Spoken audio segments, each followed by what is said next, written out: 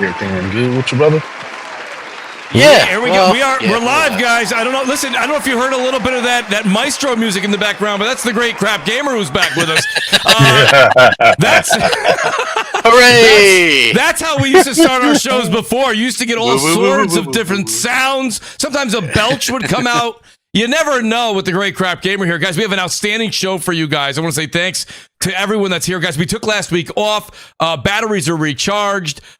Listen, September is going to be a big month. A lot of this is rumors, right? But there's rumored we're going to have a showcase. It's rumored we're going to have a PS5 Pro showcase coming out as well. In addition to, you've got the Tokyo Game Show coming out. There's a lot of things that are becoming as well as some big titles that are releasing in September. Okay, so I said, listen, I'm going to take a couple weeks off here in August, and then we're going to make a straight run from September right through the holidays. So it's going to be an outstanding show for you guys tonight. We have a few others that you'll see joining us as the hour goes on. The great Jez 7780 will be joining us. Hopefully, Brap is here at 8 o'clock. He's doing a little family stuff right now that he's going to join us, as well as the great Detective Seeds. But look at this phenomenal group I have right here. We were just having an outstanding pre-show, folks. Please take a second, hit that like button, tweet it out, let everybody know that we are live here in New York, 7 p.m. on Thursday. Guys, look at that outstanding description right there. That'll give you a little synopsis of what's going on tonight. And above that's the join button, okay? If you hit that join button, that's how you get your name in green. Like you see almost every other person in the chat, over 100 members. Really appreciate you guys. And special shout out again to MASH. MASH always joins us on Thursday nights, as well as Lotus Esprit and the great Detective Seeds, who's donated so many memberships to the chat. Guys, it means the world to me when you do that. It makes the channel thrive. That being said, we're going to go right to this outstanding panel here. You guys know him as Death Singer. Death Singer has now become one of the most loved, beloved, and hated at the same time, which Singer, by the way, is a miraculous feat to have on CrossFire. Singer is back on the show tonight. I absolutely love him. Singer, how you doing tonight? Oh, I'm doing fantastic. And there's no hate. It's just love. That's right. It's just different kinds of love.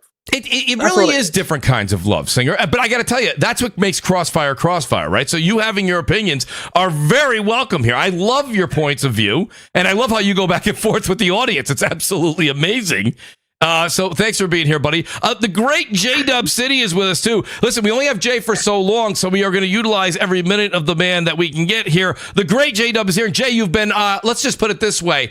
I know that you are very active and you have a lot of work to do at home, but you have taken some serious time and taken it to X. Jay, it's been outstanding the past 48 hours with you on Twitter. But Jay, how you doing tonight, buddy?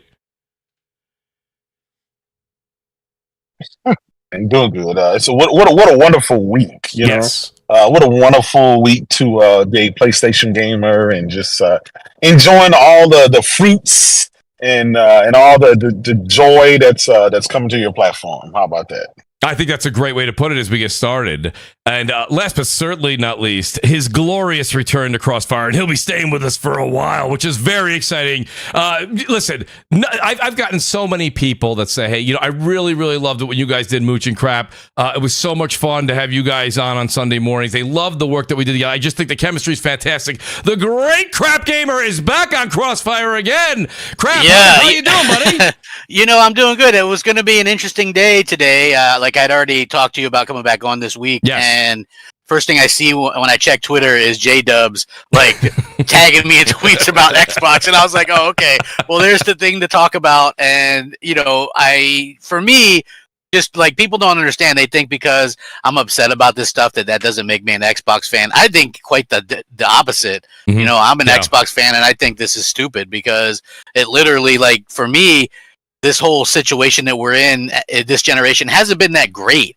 It's like, to me anyway, like I know some people will be like, no, man, it's been great. Like for me, it hasn't been really all that great. And, you have Sony who normally would be like on their A game. They're not worried about Microsoft. Microsoft is putting their stuff on PlayStation.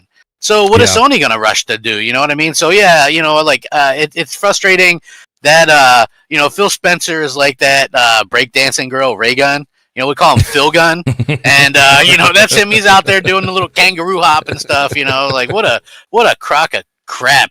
You know what I mean? Like, oh my God. Anyway, yeah. So I'm happy to be back. It should be a fantastic show. As you guys can see, I'm ready to go, amped up. And I'm happy just to be in here with such great people, Mooch. I appreciate you having me back on. Absolutely, buddy. Crap, great to have you back on. Listen, I want to go to Jay first. The only reason, Jay, I'm going to you first. You had really sparked Crap before the show started. Jay, you really got him going, and I'll start with Jay. Yeah. But then, Crap, you know that you and Singer are going to chime in right after that. Jay, my question for you is this: okay, everyone's saying the console. You've said this in certain tweets. The console war's over. Microsoft's ramping up their third-party development. More games are coming to PS5. I mean, at this point, Jay, and now we're hearing, and we saw. I don't remember if it was Tom Henderson or who it was. Pardon me, I don't want to say it was one, but I thought they were saying now another onslaught or the second round of games may be coming to PlayStation after that first wave of 4 games. Now it's going to be maybe some more. Jay, what do you think when you hear about all this? You heard what Crap was saying about the foundation of Xbox and where we were back then to where we are today. Like I said, if we rewind back 4 or 5 years, I don't think we would ever think that, we would be in this position with gaming, at least from Xbox perspective, at all. There were some things that happened last generation that I think Crap, he's like the grandfather of seeing this stuff come to fruition. And he was back then in 2016 or something like that with Quantum Break. He was worried, and sure enough, you fast forward to now, and that's it. There you go. He was right, so he's been vindicated. Well, that's it. And, Jay, you kind of put the volleyball up in the air. Crap, you said this in 2016. Your concern was once we start to see these games go day and date to PC, you are eventually starting to erode your console. A need for that console slowly, right? I mean, it took time. It didn't happen overnight. Well, you know what, though? The funny thing is the way that people react, right? Like, I was a fan. I'm like, oh, man, Titanfall looks great. Yeah. That should really help Xbox, right? That's the type of fan. Oh, they bought this studio. That's really going to help Xbox. Xbox is a console to me. I don't care about streaming stuff. I don't care about playing it on a dongle this. You know what I mean? Like, I don't care about it. Yeah. It's like, who gives a shit about that? Nobody, right? Like, if you're an Xbox fan, be a fan of the Xbox. That's the thing that to be a fan of, not playing your games on a smartwatch or a refrigerator. So their whole strategy is ignoring the actual box itself, and that is the most frustrating part, right? Because people think, well, Microsoft won't pull the plug. Like, are you guys stupid? Right? Like, do you guys not pay attention? They spent all that money getting Mixer, hundreds of millions of dollars to get like the biggest streamers, and then a week later shut everything down. Yeah. Right? Yeah. They get Windows Phone. Let me tell you a story about Windows Phone, right? And Mooch, I was a Windows Phone You guy. were a Windows Phone guy. I had a Windows Phone, right? No apps worked on the damn thing, whatever, right? But anyway, I had this Windows Phone, and they come out with this really good Windows Phone, and they're like, so they start coming out with exclusive apps, exclusive games for the Windows Phone. They do big multi-billion-dollar purchases to build up Windows Phone. They're like, we're in it to stay, and then next thing you know, they close it down. Yeah. Does that sound familiar? Spending billions, yes, a getting little exclusive stuff. But before they shut it down, they started putting these exclusive apps and exclusive games on other devices. Does anybody not draw a parallel there? Let's talk about Zune, right? Remember Zune? Oh, the great right? Zune. Anybody? Yes. Yeah. I mean, Zune, right? That was a thing. Hey, I know they like services, right? They'll never stop because they like services, and services always do well for them. Remember Groove Music? Anybody? Hello? Oh yeah, Groove Music. Yeah, Groove Music. I had multiple year subscription to that shit, right? And then they just shut it down. And like, okay, we're shutting it down. They don't give things very much of a chance. You have what people don't understand why console is important. Yeah, they don't. But if you like why console is important, right? People don't understand this is Microsoft has a store on their console, right? 100% of digital first party games, they get that money. 30% of all third party sales on their store, they get that. 30% of all third party microtransactions, they get that. So every Fortnite battle pass, everything, all that stuff goes right to Microsoft. They, most of the Game Pass subscriptions are on Xbox consoles. So you start dicking around the console fans, you really can lose it, and they're not selling very well right now. If you I think last June or July it leaked out that they sold 21 million combined Series X and S. Yeah. Okay, so you look at that and you go, okay, well, we're 9 months after that. they have to be, a lot of people have them at the 27, 28 million. I'm like, how the hell can they be at 27, 28 million if they were at 21 million 9 months ago? And we know, and we know that for factual last quarter per everything, they only sold 800,000 units total last quarter, right? That's total. And that's during the holiday season when your peak should be, That's 3 months, right? 3 months they sold 800K. So people are trying to tell me they sold 6 million in but in that 9 months, there's no chance of that happening. They are so sketchy with this stuff. And I'm not saying, and people that would come at me and go, well, Xbox is this now. Xbox is that. Listen, PlayStation is this and PlayStation is that too, but they don't disrespect the console fan base, right? It's like the console comes first. Mm-hmm. With Microsoft, I got to be honest, I've seen more advertising for no console required than I have for the damn console this generation, right? How is that even a thing? Yeah. Right? I get it. It's like... Well, it tells you something, though, doesn't it, though, Crap? It's telling Xbox you... Jay, what I'm saying is it tells you that... and Jay, the audience is saying it. We can hear... You're botting a bit, Jay. I don't know if you can reset your microphone. I don't know if you... or unless you're on the phone and you're calling in, I'm not sure, but you're botting a bit. But they could very easily... have done what they're doing with their propaganda right now, Crap, and they could have also kept the console intact. The fact that they are saying what they're saying, it clearly tells you. That's why I'm so confused. Everyone is still very, very much assured that another console is coming out in 26.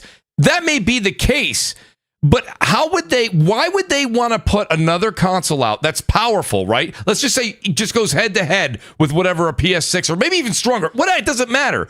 When they have Series X's on the shelves that are not moving, Series S's that are on the shelves that are very affordable that are not moving, they clearly want to go and they just want to sell software at this point. That's where I'm very confused. So if we're gonna go, if the naysayers that don't agree with you, right? They say, no, I don't believe you. I don't believe you, Crap. That's not true. They're gonna do another console. They still have faith in it. But why would they, when they're telling you all the rest of for half of this generation, if not longer, you don't need a console? So Mooch, I can tell you this right now, and I think you probably saw this and talked about it. But back earlier this year, before we got the reveal of Indiana Jones, someone on a Discord leaked out a bunch of information about Microsoft, and they leaked out the Indiana Jones is going to look like Harrison Ford but be voiced by Troy Baker.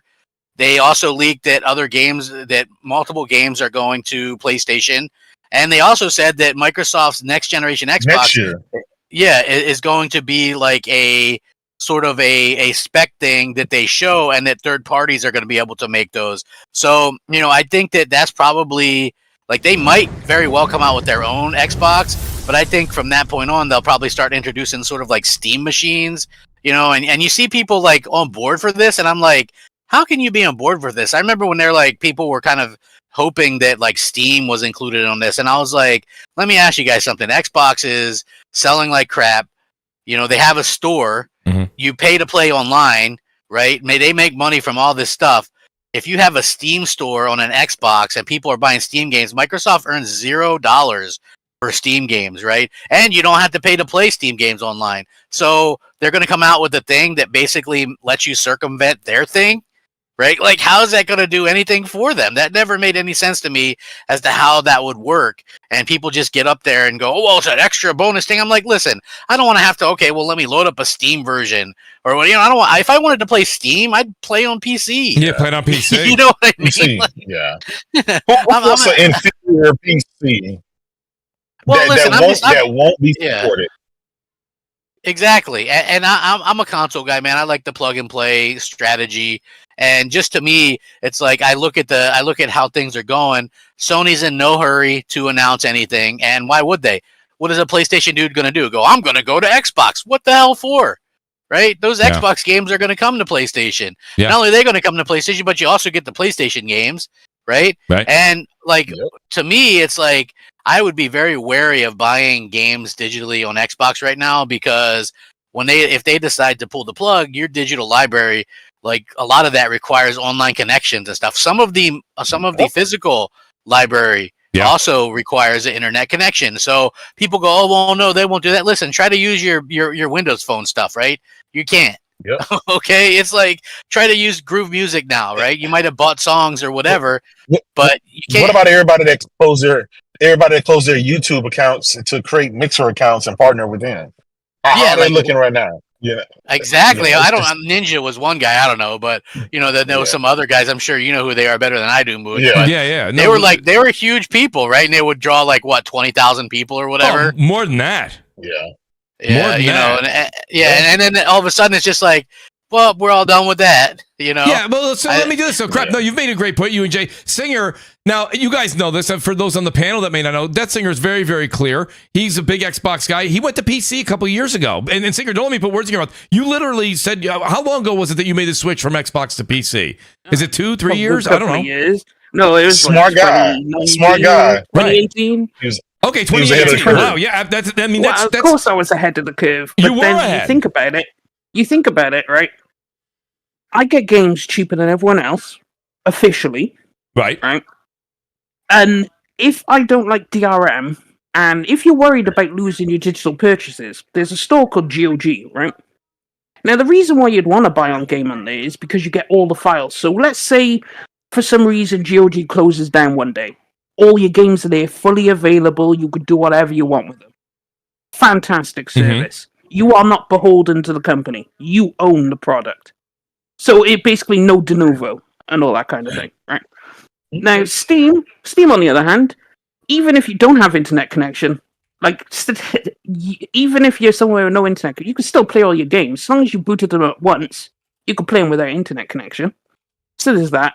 Then, Steam is just roaring. So why? And you don't have to pay to play online. What's paying to play online? Who does that these days? I don't. And all PlayStation games are coming. We get all the Nintendo's games, whether you like it or not. That's right. I'm not the best of all worlds. I'm not saying you're wrong at all, Singer, but you do have to understand, as much as we are seeing the PC population grow, and that's fine, you are still seeing, even if you want to say it's steady growth, right? Even if we're just kind of slowly creeping up, PS5 is right behind PS4.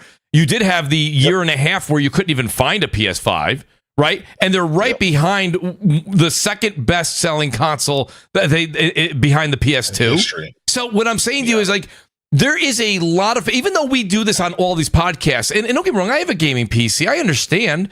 But what I'm saying is there is still a massive population that feel like crap. And shout out to Worrywart. And these are two guys that I know that they don't have any interest in PC gaming. Even though everything you said, they would say to you, yeah, you're right.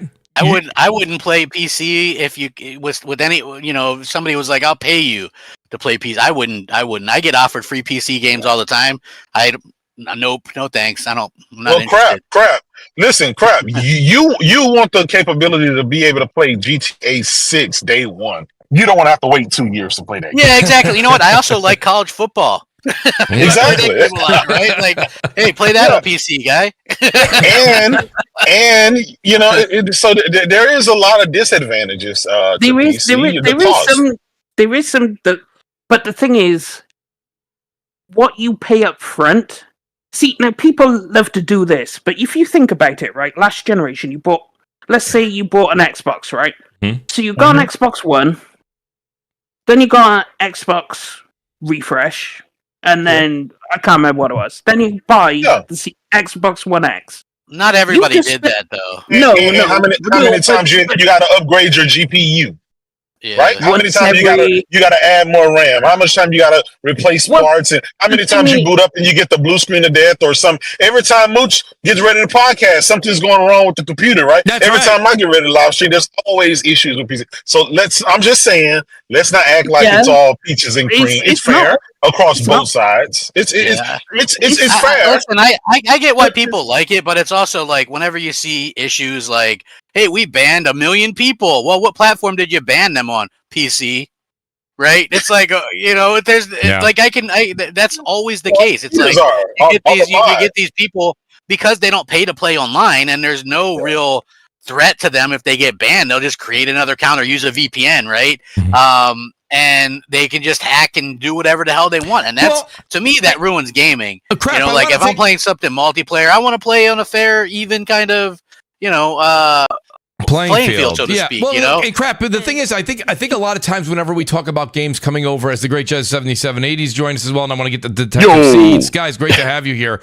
The one thing that I noticed a lot of times, and it even happens here on CrossFire, like we go from talking about Xbox right to PC. It's really, I don't feel like Singer needs to sit here and defend it at all. I think the question here that I've been seeing a lot online is it's with Xbox's move. This isn't about a slight on PC. If you want to go PC, believe me, Microsoft wants you to go PC. You go ahead and do that. But the one thing that you lose, and I think, crap, we said this years ago, we'll say it again tonight, and I'll ask Seeds. Seeds, let me ask you a question on this, Seeds. Because I know you've got a platinum, I'll plug your platinum, you got a great new platinum trophy YouTube channel. What this does do is it takes PlayStation's foot a bit off the gas. Maybe I want to speak for Nintendo's. I don't follow them as much as I do Sony to understand what the concept is and how they deliver their games on a monthly, quarterly, or yearly basis. But Seeds, at the end of the day, by Microsoft doing this and yes, elevating the PC platform, great. It does take away a bit of that competitive gene, right? Where you had the Xbox was doing this last generation. Like Xbox went out and grabbed Titanfall, like crap was saying in Xbox One era. They went out and grabbed Tomb Raider, right? For a year. They nailed that. What is that? No, PlayStation was like, we got to get our first Dead Rising 3 was my favorite Dead Rising. And yeah, that was, that was such a good game to me. Underrated as hell. Yeah, crap, but Seeds, that's my question to you. You've heard what crap's saying, you hear what Singer's saying. I don't think this should go to like the PC defense. I think it's just a matter of just console discussion.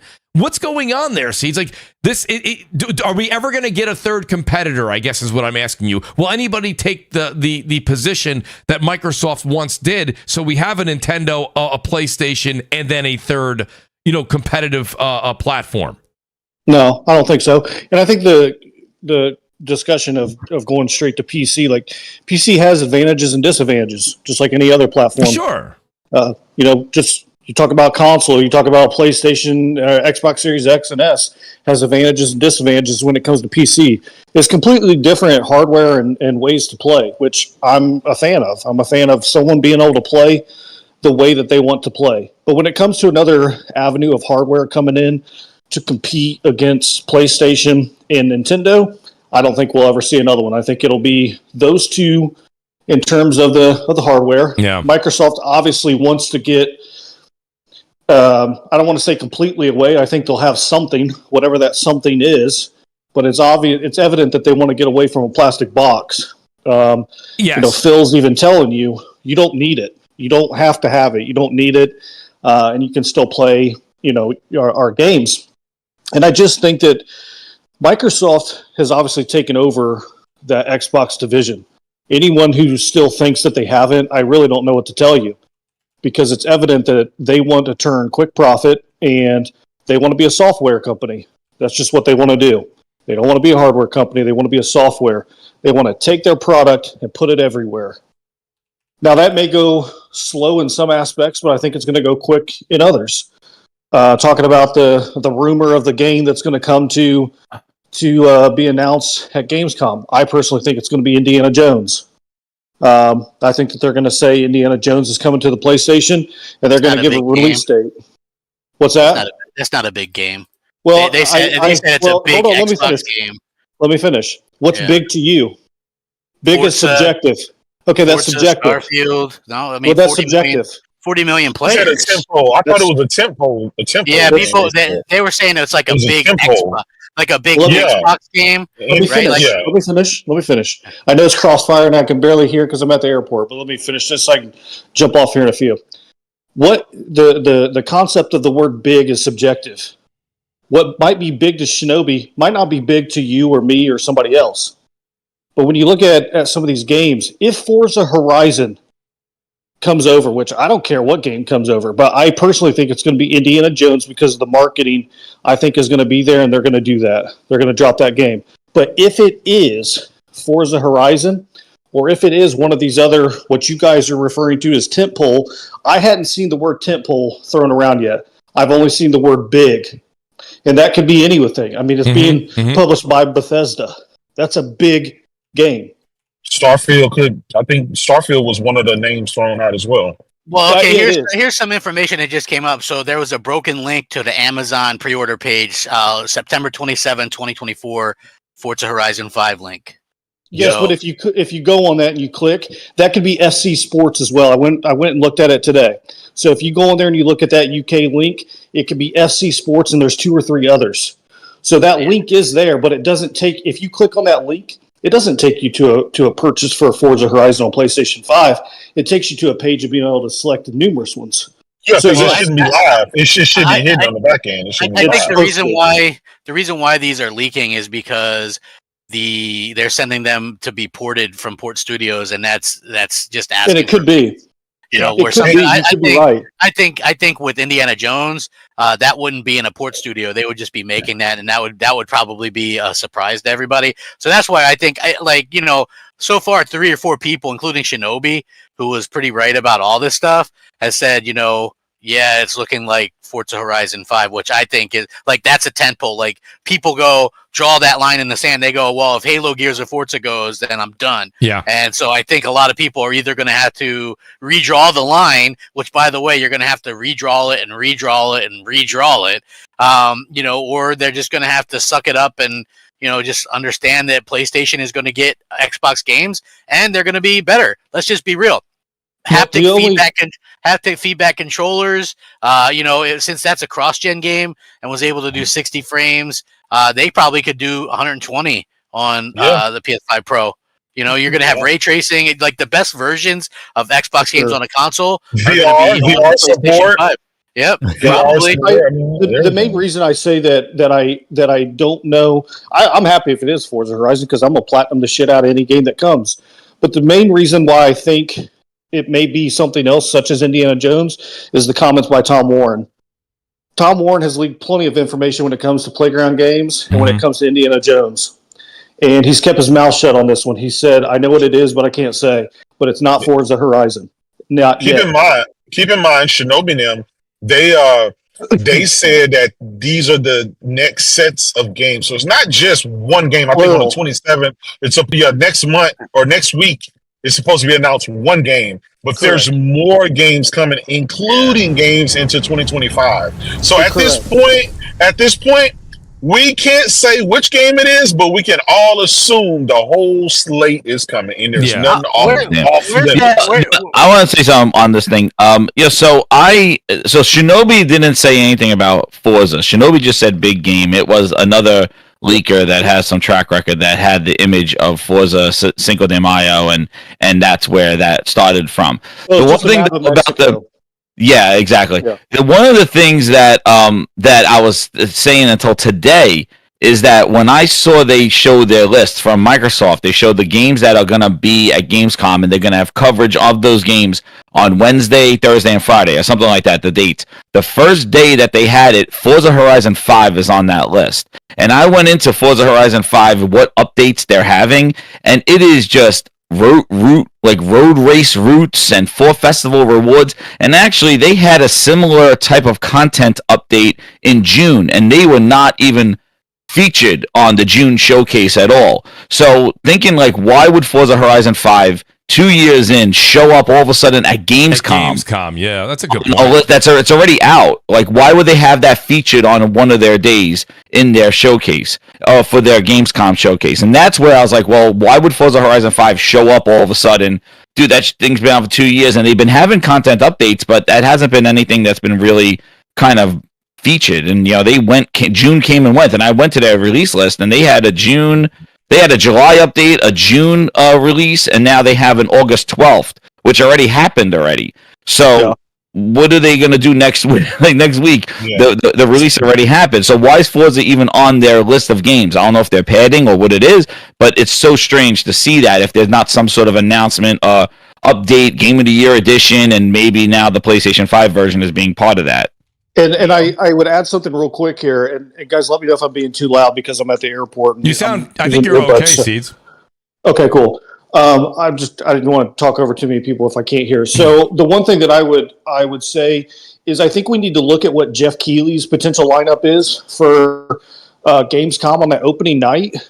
I haven't had time to look today to see it. If anyone else has seen it, I don't know. But I think I know I've talked about it before. I think Xbox is going to have him do, I don't want to say the bidding, but do the announcements for some of the games that are going to go over to PlayStation. I could see them using his shows to make those announcements. So for Gamescom, that opening night, I agree. I could see them if Forza Horizon, and from my understanding, and correct me if I'm wrong, my understanding is the announcement of this game is supposed to be opening night with Jeff Keighley. If there's a live stream on Wednesday, August 21st. When's Keighley's thing? I think it's Tuesday, right? Tuesday opening day. Okay, so then this Xbox at Gamescom live stream, Wednesday, August 21st, that's where Forza Horizon is listed there. And unfortunately, by Friday is when Indiana Jones is there and Avowed. Like, wait until the last possible day to do that stream on it. Tuesday, I think, is when we're supposed to know if all the leaks are correct.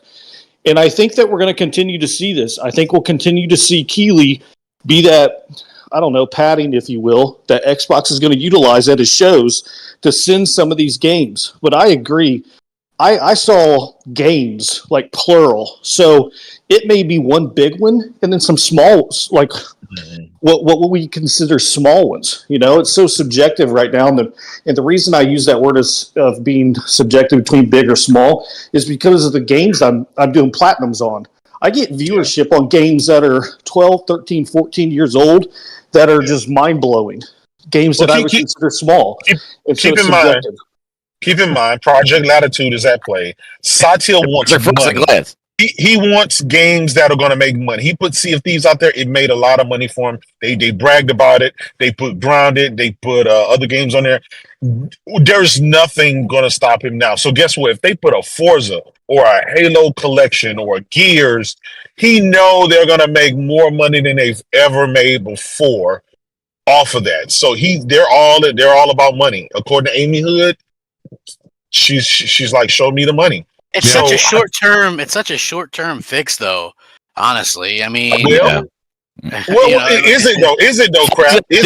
Crap. Forza is like an incredible game. Forza Horizon 5 stood the test of time of the quality. Like, I think the Forza Horizon series was basically like a true demonstration of like what they should have been putting every single one of their releases in Game Pass. It was quality. It was fully featured, and it could have used, I think, a little bit more, feature sets, I would say, in the fifth one. Like, I wanted motorcycles and kind of like expanded some more gameplay wise, but otherwise it's a solid game and it looks incredible. And they had confidence in that game. That's like one of their best ones.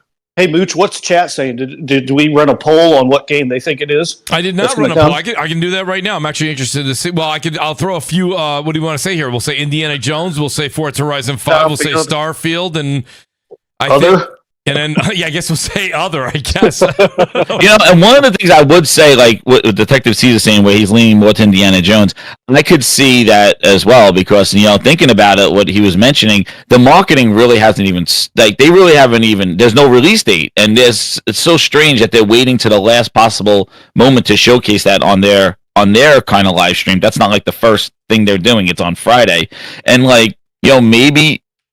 maybe that is. Now, I heard some rumor, like I saw, Zuby posted about how Indiana Jones may be delayed next year. Yeah. I don't know. Like, it's kind of strange that this game was shown a lot of it in January. I thought they were going to stealth drop it, how much they shown in the January Developer Direct of Indiana Jones. I thought it was like it was going to come out that month.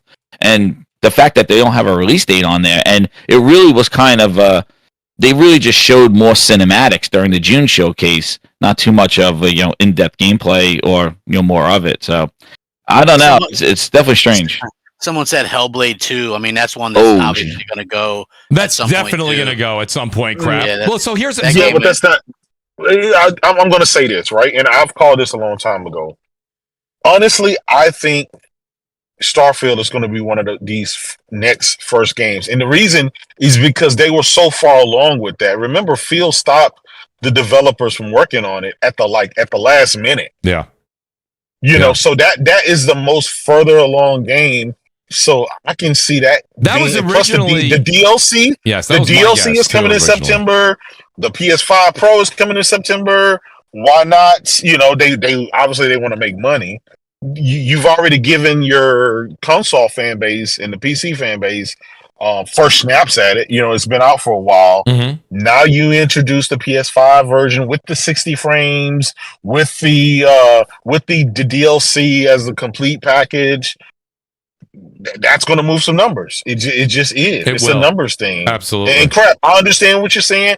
It's short-sighted, but this is a long-term strategy. It's not just about putting I hear what you're games saying, on PlayStation. It's like I honestly believe this new Gears coming out will be day and date on PlayStation. I think the new Elder Scrolls. I think all of that stuff will be day and date. Probably Elder Scrolls will, but the thing that I'm saying is this: like Sony will get their shit together at some point. So a lot of these Xbox people buy a PlayStation to play those PlayStation games. So a lot of these Xbox games that are going to release will just get lost in the shuffle, right? Like I think Forza's good. Yeah. Like you can name the big few, right? But I honestly don't look at the ones that release. Like almost all the people that were playing Sea of Thieves on PlayStation abandoned it. People were hyping this thing up, but we never got any sales numbers on Sea of Thieves. It was the top of the charts when nothing was out. You could sell a few thousand units and do that. So I was never impressed. It was enough to get Satya Nadella to come out there on live TV. I'm sure, he's like, he bragged about how he got 10 games on Playstation. Yeah, I mean, because it sounds good to investors. He did. They were selling. They were selling. Those Fallout games for $1 a piece or $3.99 or something. Like, but crap, 500 remain used. Yeah, I mean, come on, give me a break. Those were Activision's MAUs. You know what I mean? Yeah, like exactly. It's all like people don't understand. People don't understand how business works. They got to sound good to the investors.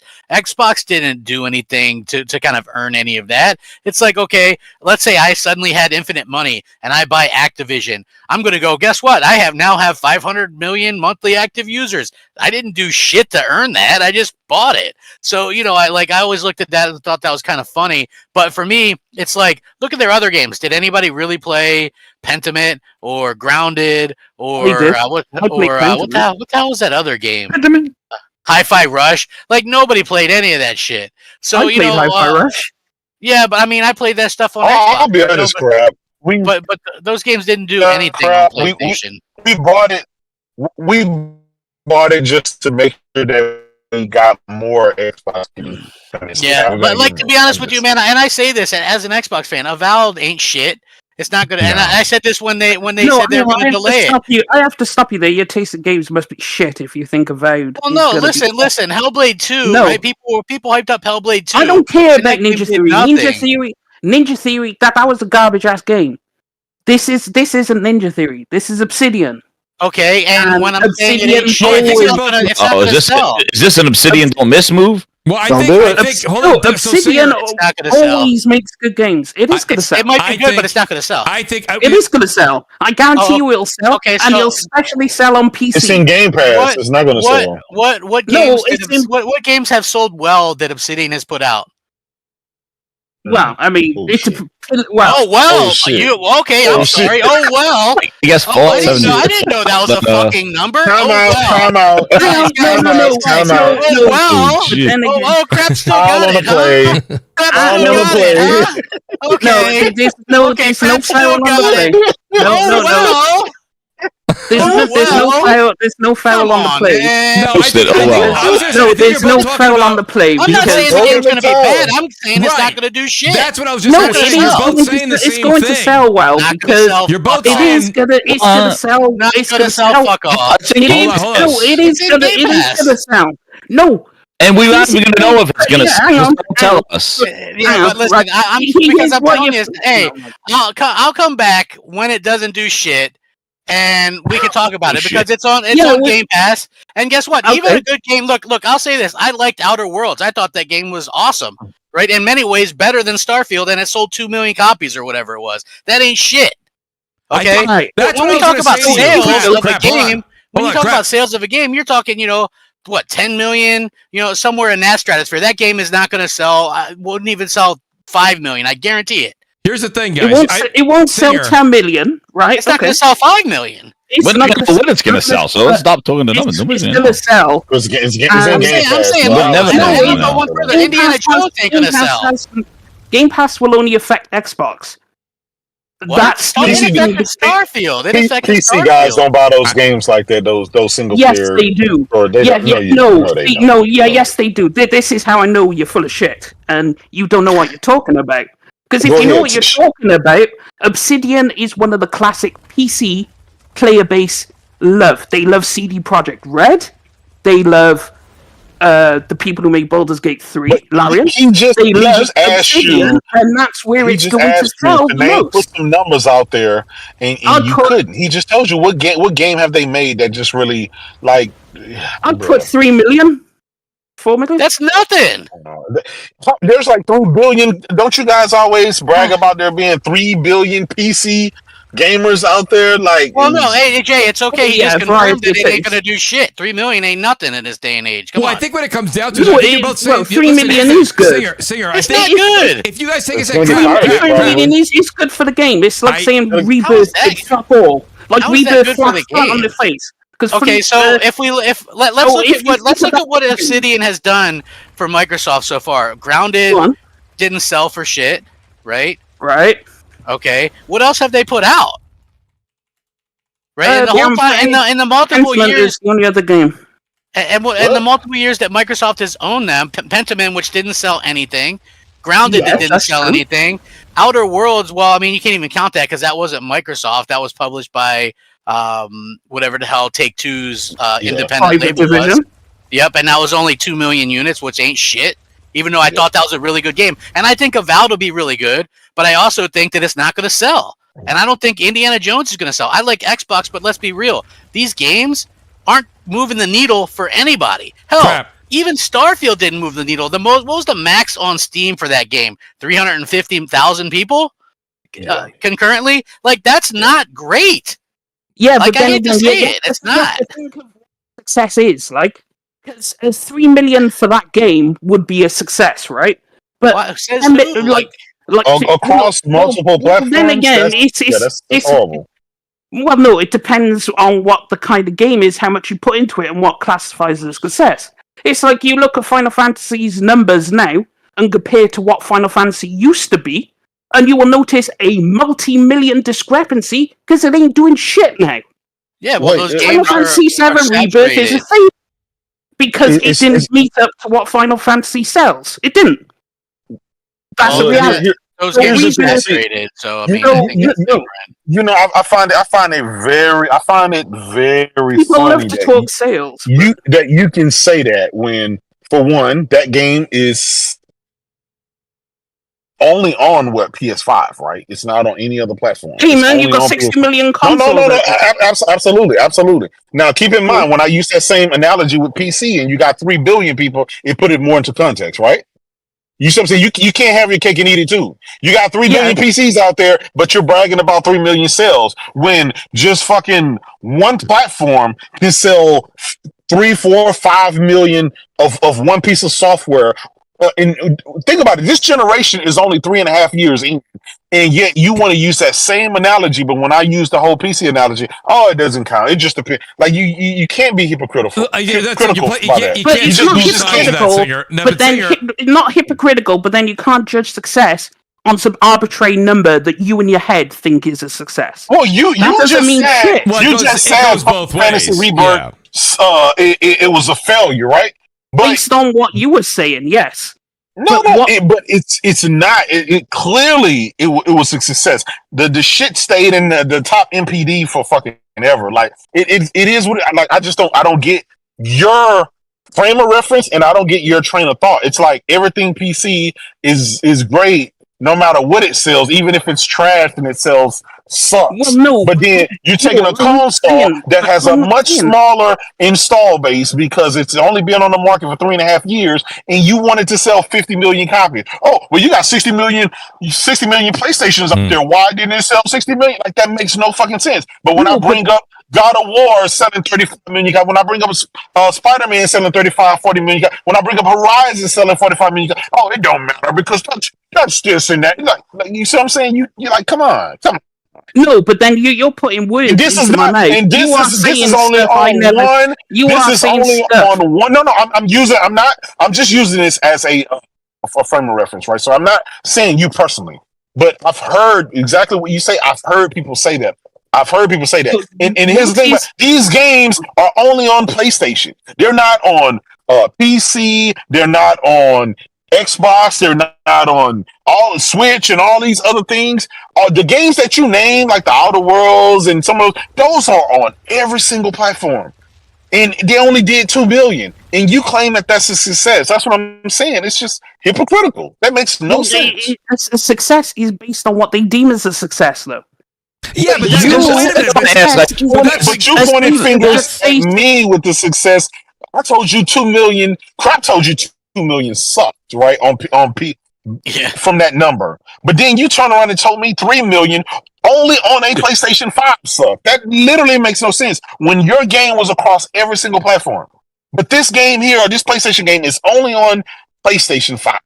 I mean, it's interesting because supposedly Hi-Fi Rush and Ghostwire Tokyo, which were great games, by the way, were successful according to Microsoft, and then they closed down the studio. So, listen, I don't have faith.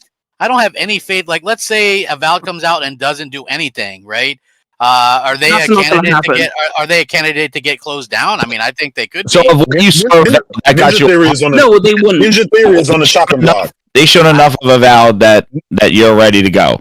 Yeah, Ninja Theory is on the chopping block. My word. Are you more excited that it's Obsidian? Because I agree. I think Obsidian's a great studio, but I want to go all in and go, and this game is going to be lights out just because of Obsidian.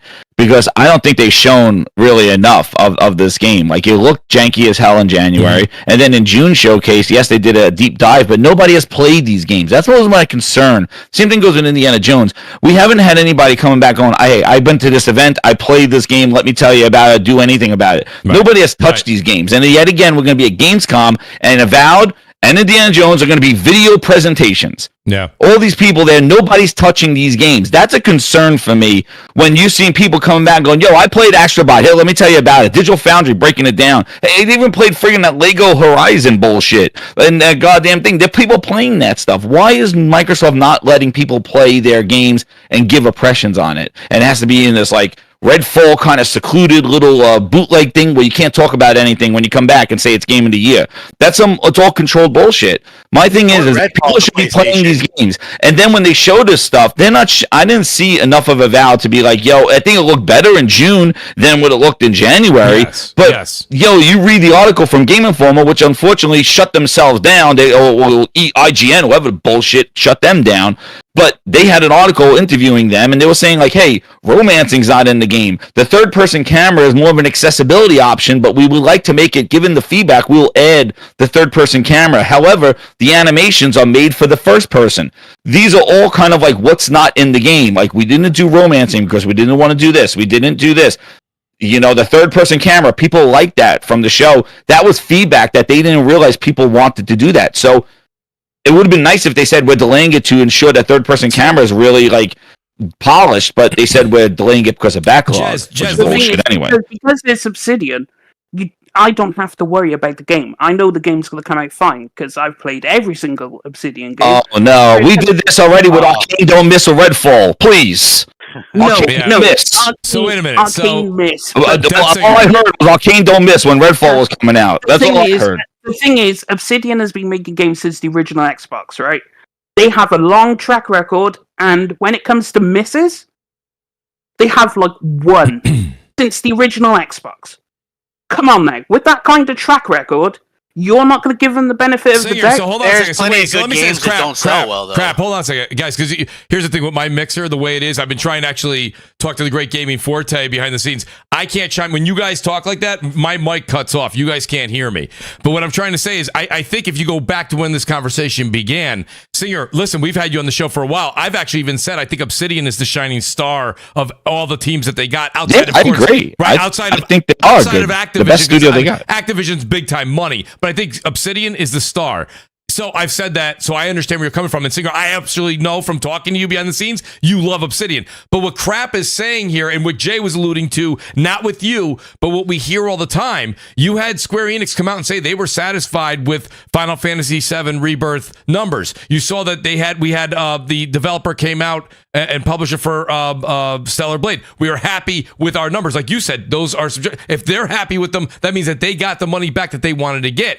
But what we hear a lot of times in the community is, wait a minute, this is a PlayStation only. And in the first, I think Final Fantasy VII Rebirth sold, and guys, correct me if I'm wrong, you guys have the numbers in front of you, 3 million in like a week or something like that, or whatever it was. The first week or something like to that. It doesn't matter. First month, that's a magnificent feat. And you are talking about a while ago, they weren't even at 61 million. They were somewhere in the 40s, and they sold that. And then, like you were saying, Singer, you were saying a crap. You were like, listen, you're like, I this game will do well. And you said it'll probably do 3 million. Let's even say 5 million. 5 million, when you're doing the ratio here to, how many? Hundreds upon hundreds of millions of gaming PCs out there. It's not relative. It's not a one-to-one there. So that's the frustration I think you hear from Jay and Crap on that. It's not that they were literally belittling the game. Crap even said Obsidian, fine. He liked Outer Worlds. I think the game will be fine. It'll be a good game, but I just don't think it's not. Listen, I thought Outer Worlds everybody's in a coma. Everybody's hyping up these Xbox games, and I think some of them look good. Right. But these games aren't God of War or Horizon Forbidden West or Last of Us. They don't have that caliber game that people are going to be talking about and going, holy shit. Like Starfield was supposed to be that game, but wasn't. Maybe if they could have delayed it another year or so, it could have been, like it needed all the stuff that they're adding to it now. But it's like, you look at, like, I'm looking at Steam right now, followers for Avowed. Let's see where they got this thing at 41,000. And now look at followers for Black Myth Wukong, over 500,000. So, I mean, listen, like, it's way down the line there. I'm just saying, like, I don't see it doing, like, if that thing sniffs 5 million, I'll eat shit live on Mooch's show. Okay, like dog shit. I'll eat it. That'll get ratings. I'll eat it, man. Well, listen,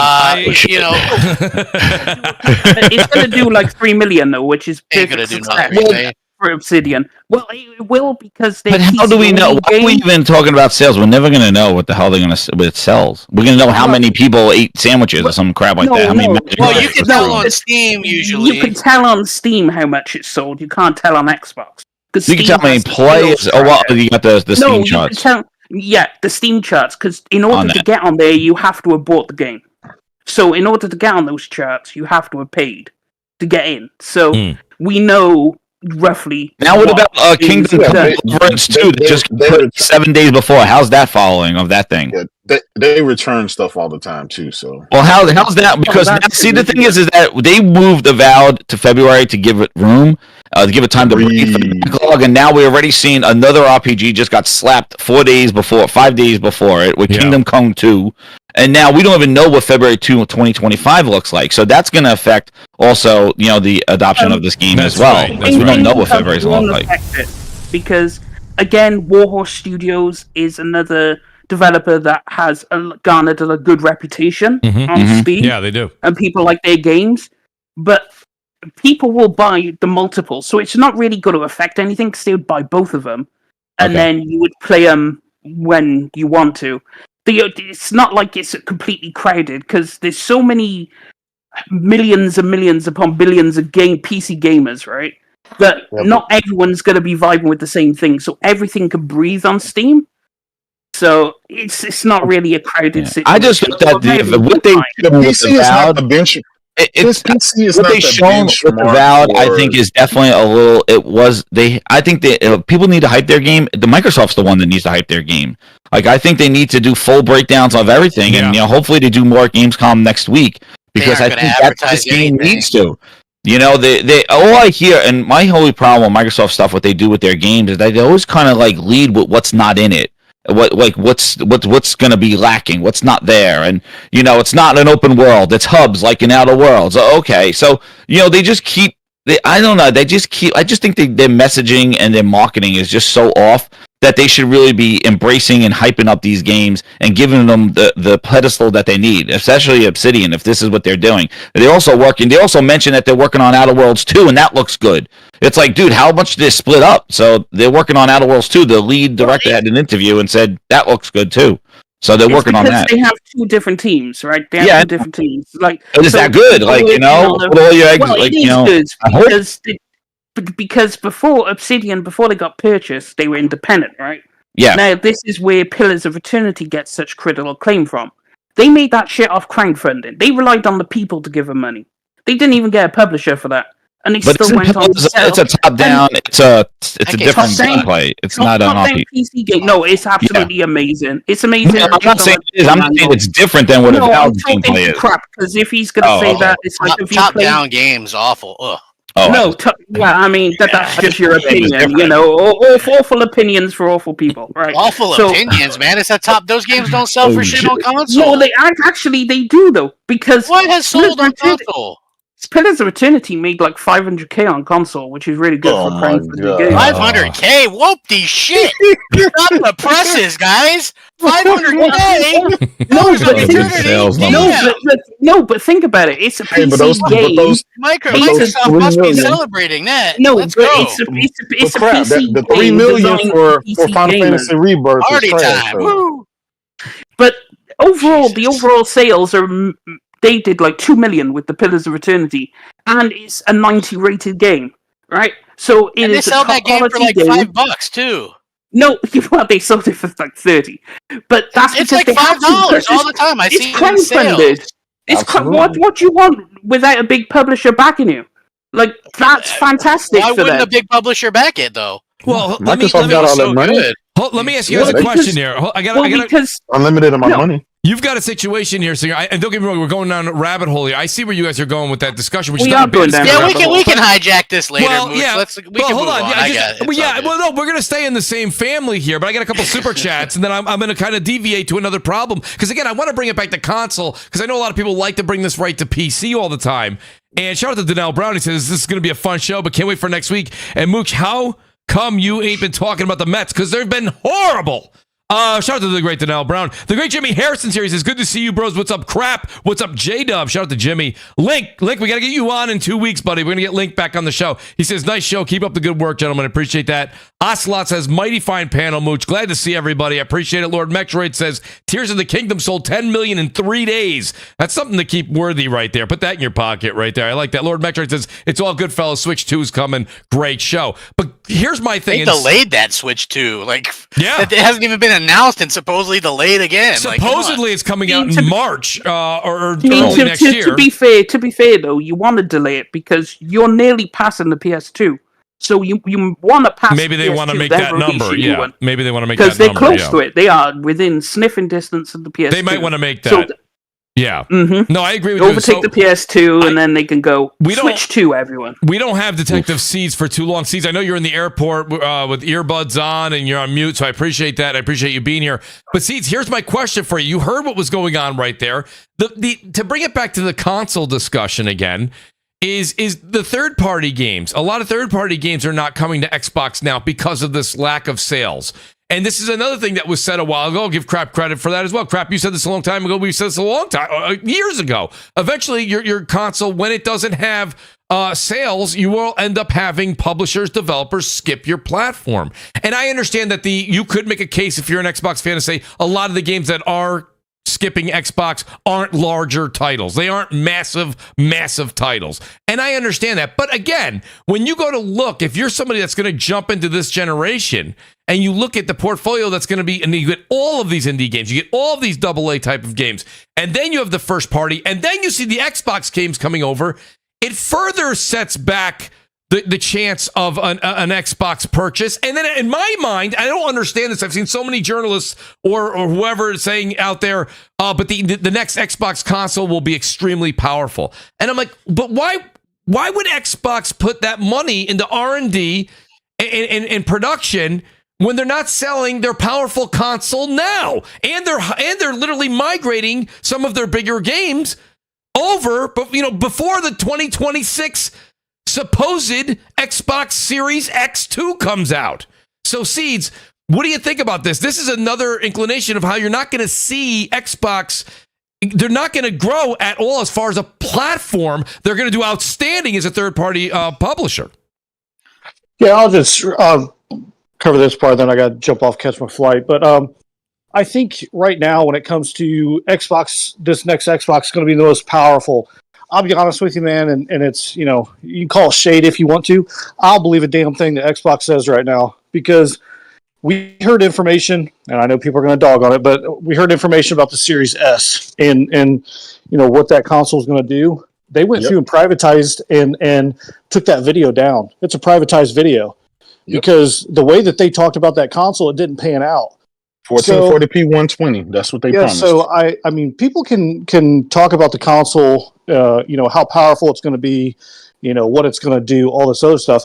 I don't really put too much stock into it until I see the specs actually released, and someone who is not necessarily Xbox influencer minded, just like on the other side, PlayStation minded or influencers. Wait till the specs come out and see what it's going to look like, because right now you don't really have a need to buy an Xbox console. They're telling you that you don't have a need to buy an Xbox console. I am really anticipating to see what the sales charts looks like when it comes to NCAA Football 25, to see who went to PlayStation, who went to Xbox, if there is a big change. And then the next big sweeping one that we're going to have is going to be Grand Theft Auto 6. And I don't foresee us having, new consoles out by then for Xbox or for PlayStation 6. So we're going to see kind of where that line flows. And I just, when they're already talking about these next generation consoles and what the next generation is going to be, I just don't put too much stock into it right now, because like you said, they're not able to move the consoles that they have right now. Right. They're almost, I don't want to call it discouraging, but in a way they're not hyping it up and saying, hey, go buy these consoles. It's the most powerful console.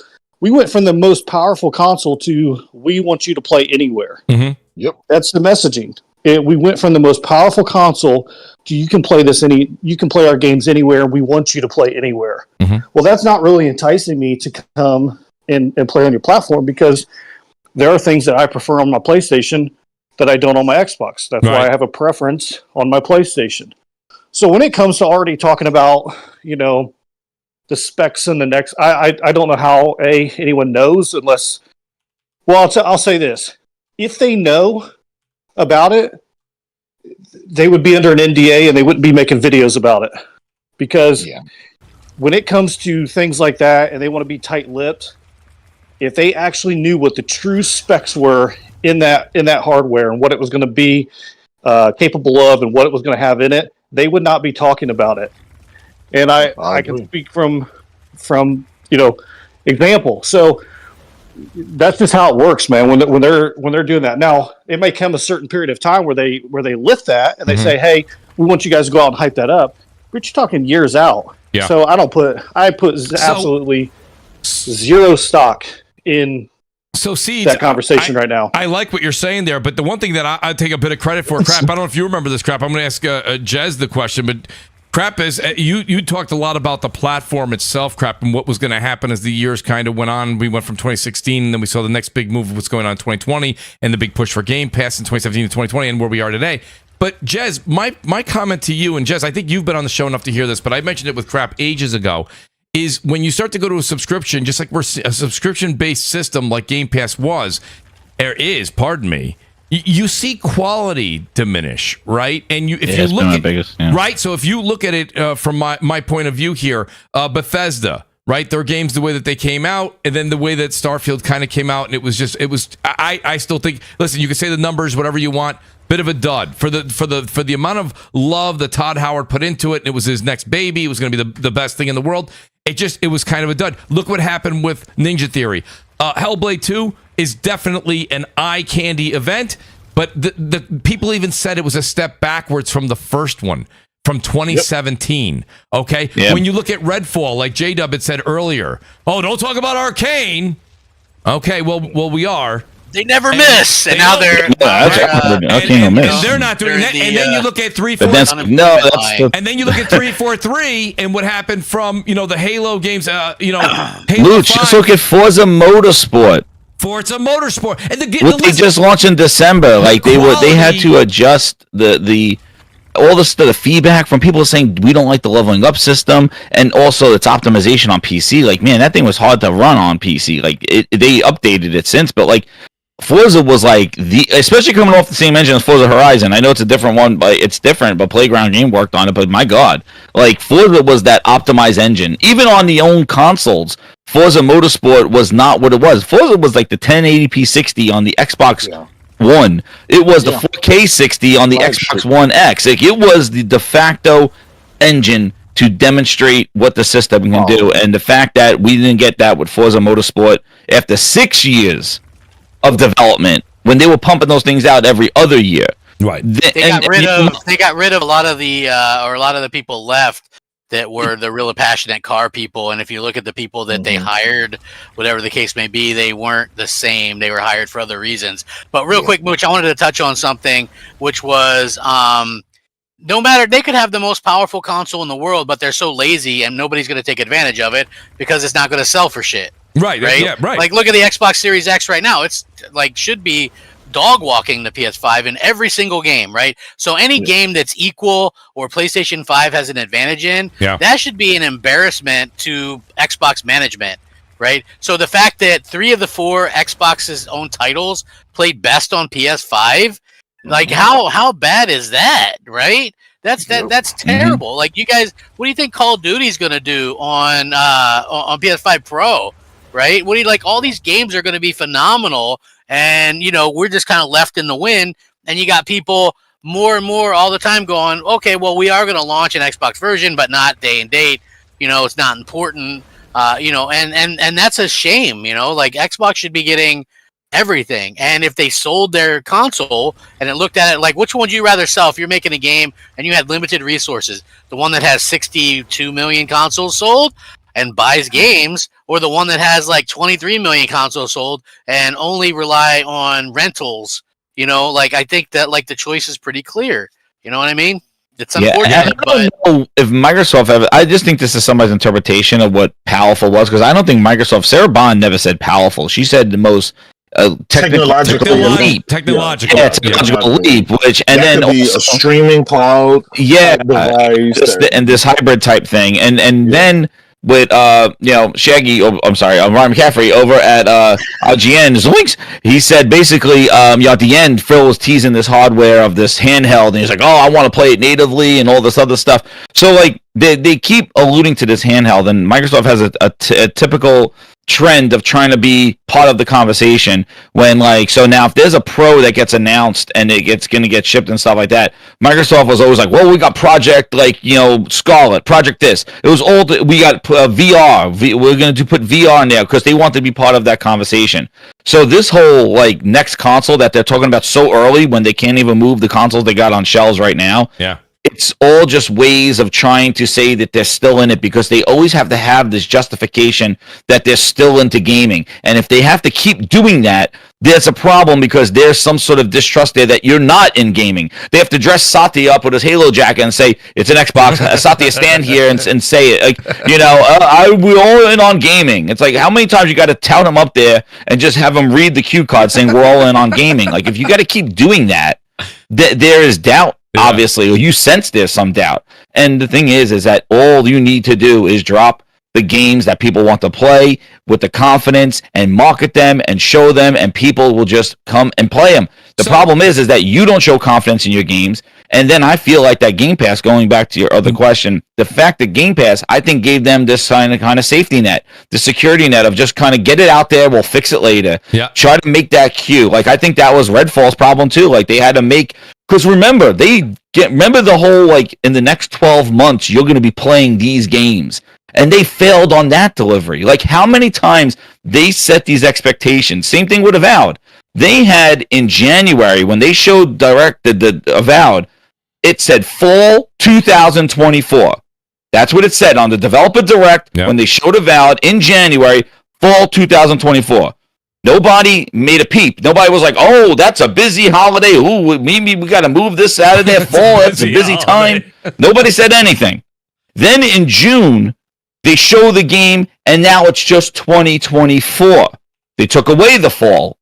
And then we find out it's getting moved to February now. So, the thing is they're the ones setting these expectations and not meeting them. And how many times does that happen to a fan base before? It's like, yo, fool me once, fool me twice. I'm I'm done. Like, you got to earn my trust now because you have just screwed the pooch so many times. And that's the problem that they have. And this is not just with their console. This is across their whole ecosystem, because this is everywhere. Their Windows Store on PC. We're going to fix it. The Xbox app. They finally added a slim kind of a little bar for the Xbox bar for the smaller screens. Finally. And still, they have not fixed it to work. It's still bad, right? And the other thing is that they have these small form factor PCs that have been coming out now. This is the second year, their second iterations. And Microsoft has done that little ass tweak to the Xbox app when people are just asking for Steam Big Picture with the Xbox app.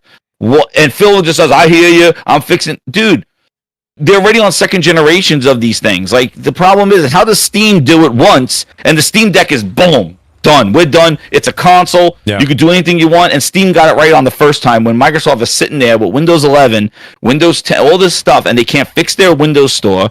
Their Xbox Store is trash. You download stuff, it doesn't download, and this is across their whole ecosystem. This is not just a fail of their console. This is across everything. Cloud, by the way, you know Cloud is still in beta, by the way. Yeah. It still has Cloud beta. It's still in beta. It's been beta for 4 goddamn years. It's been in friggin' beta, maybe 3. Yeah, nobody's doing that. Remember when I first went into beta and everybody was like showing a picture of like themselves holding? It was their hand. It's still in beta today. In their living room right next to their modem. All right, here's the other thing too. Like, when we actually talk about it, the interesting thing I think is that what company right now, and I'm segueing here. Tango Gameworks revived in air quotes by the PUBG publisher. Is it Crafton? I hope I'm saying it right. And so they take the team, they get the talent, and they get the FiRush IP. But think about it. When you see what's going on here, and a lot of people are speculating, it's speculation, guys, that Ninja Theory may be the next ones to be let go because that game didn't do. FiRush I think did better than Hellblade 2. So, yeah, we got no kind of numbers or players even on that, and I think that game barely didn't even do the top 25 most played on Xbox. It wasn't on MPD. Where was it on MPD? It wasn't on the top 100 in the European charts. It wasn't in the top 100 on the European charts either. So, and it's not like I celebrated. I played it. I didn't finish it. I didn't. But it's I don't understand, and it certainly looked good. But it's like there's nothing special there. I hope that the Ninja Theory has done some good stuff. Yes, absolutely. Why not let? I hope that they don't do. If they do continue to make a game, I hope that it's not a Hellblade 3. Honestly, I hope that they go and do like a true hack and slash game or something. Absolutely. Project Mara, what happened? That dropped off people's list. Aren't they working on that? Project Mara? Remember the room and it was like a haunted experience of one room and everything was scanned, including the sink? Yeah, but I think that was like a tech demo thing. I don't know if that's a full-fledged game, right? I mean, it was on game lists. People were hyping up. They're working on 2 projects. Yeah. Project Mara and Hellblade. It was on game lists. I love that. I love the game lists. It's just a glorified... Think about Hellblade 2. No, what's crazy is they said it was an experience. I was like, oh, probably for VR, right? And nope, that's what they said. And that guy who actually did it, he left. He left right before Hellblade, that creative director, whatever, the head of the place, right? He left. It was the Hellblade 2 is a tech demo. That's what everybody. It's a tech demo. Yeah, it was a tech demo. Scanning. That is basically what it is. It was a tech demo for Unreal Engine 5 because the majority of. He said it was a game though. That guy was like, it's a first-person experience in a room. It feels like the room. You also have to think about most Unreal Engine 5 games have been dog shit, right? Shout out to that Avium game, which ran at 15 FPS with all the bells and whistles on, and it did absolutely nothing. Most Unreal Engine 5 games have been ass. Hellblade 2 just showed off, this is what you could do with Unreal Engine 5. Granted, it was completely linear, and there was no real thing to it, but it looked beautiful. It looked really beautiful. But the game was ass, but... It was less than a game than the first one. The first one was more of a game. Actually, that's true. Yeah, that's true. The combat, the parrying, even the rot when her arm got rotted, and they try to trick you saying you get permadecked if the rot goes all the way up to your brain. Even No, that you was guys like it was fake, but the thing was is that it added this element of like, oh my crap, like this story element to like if you die it means something. In the second one, you die, it was like flashed right back into the middle of the animation again. I couldn't believe it. Like how, and you could the fights. But It was check this out. insane. It's like Insane. that game had no physical release, right? No. Yeah, true. There's no multiplayer. It's a 6-hour game or 5-6 hour game. Like people aren't going to go out and rush out and buy that, you know. So, like again, it's like you question what's in their pipeline that people are actually going to spend money on, and it's really hard saying. I mean, they bought Call of Duty. People will buy that for sure, Of course. regardless of it being Game Pass. You know, I know that they're not going to apparently not market it as in Game Pass or whatever, which is weird to me. But you know, we wouldn't want to actually get people to buy into, you know, Game Pass or any of that kind of stuff. But yeah, like I don't get it. I don't get the thought process because I don't see anything. Like I'm personally interested in a lot of their games that they have, but there's nothing in there that's like, wow, this is going to certainly be a Game of the Year contender or something that gets people talking. Like I'm waiting for that Xbox game that gets people talking in a good way, you know, like they got it. You know, they finally done. Well, come crap. up, you know, But like, the thing is, though, crap. We watched the Xbox showcase together, right? And I got to tell you, Yep.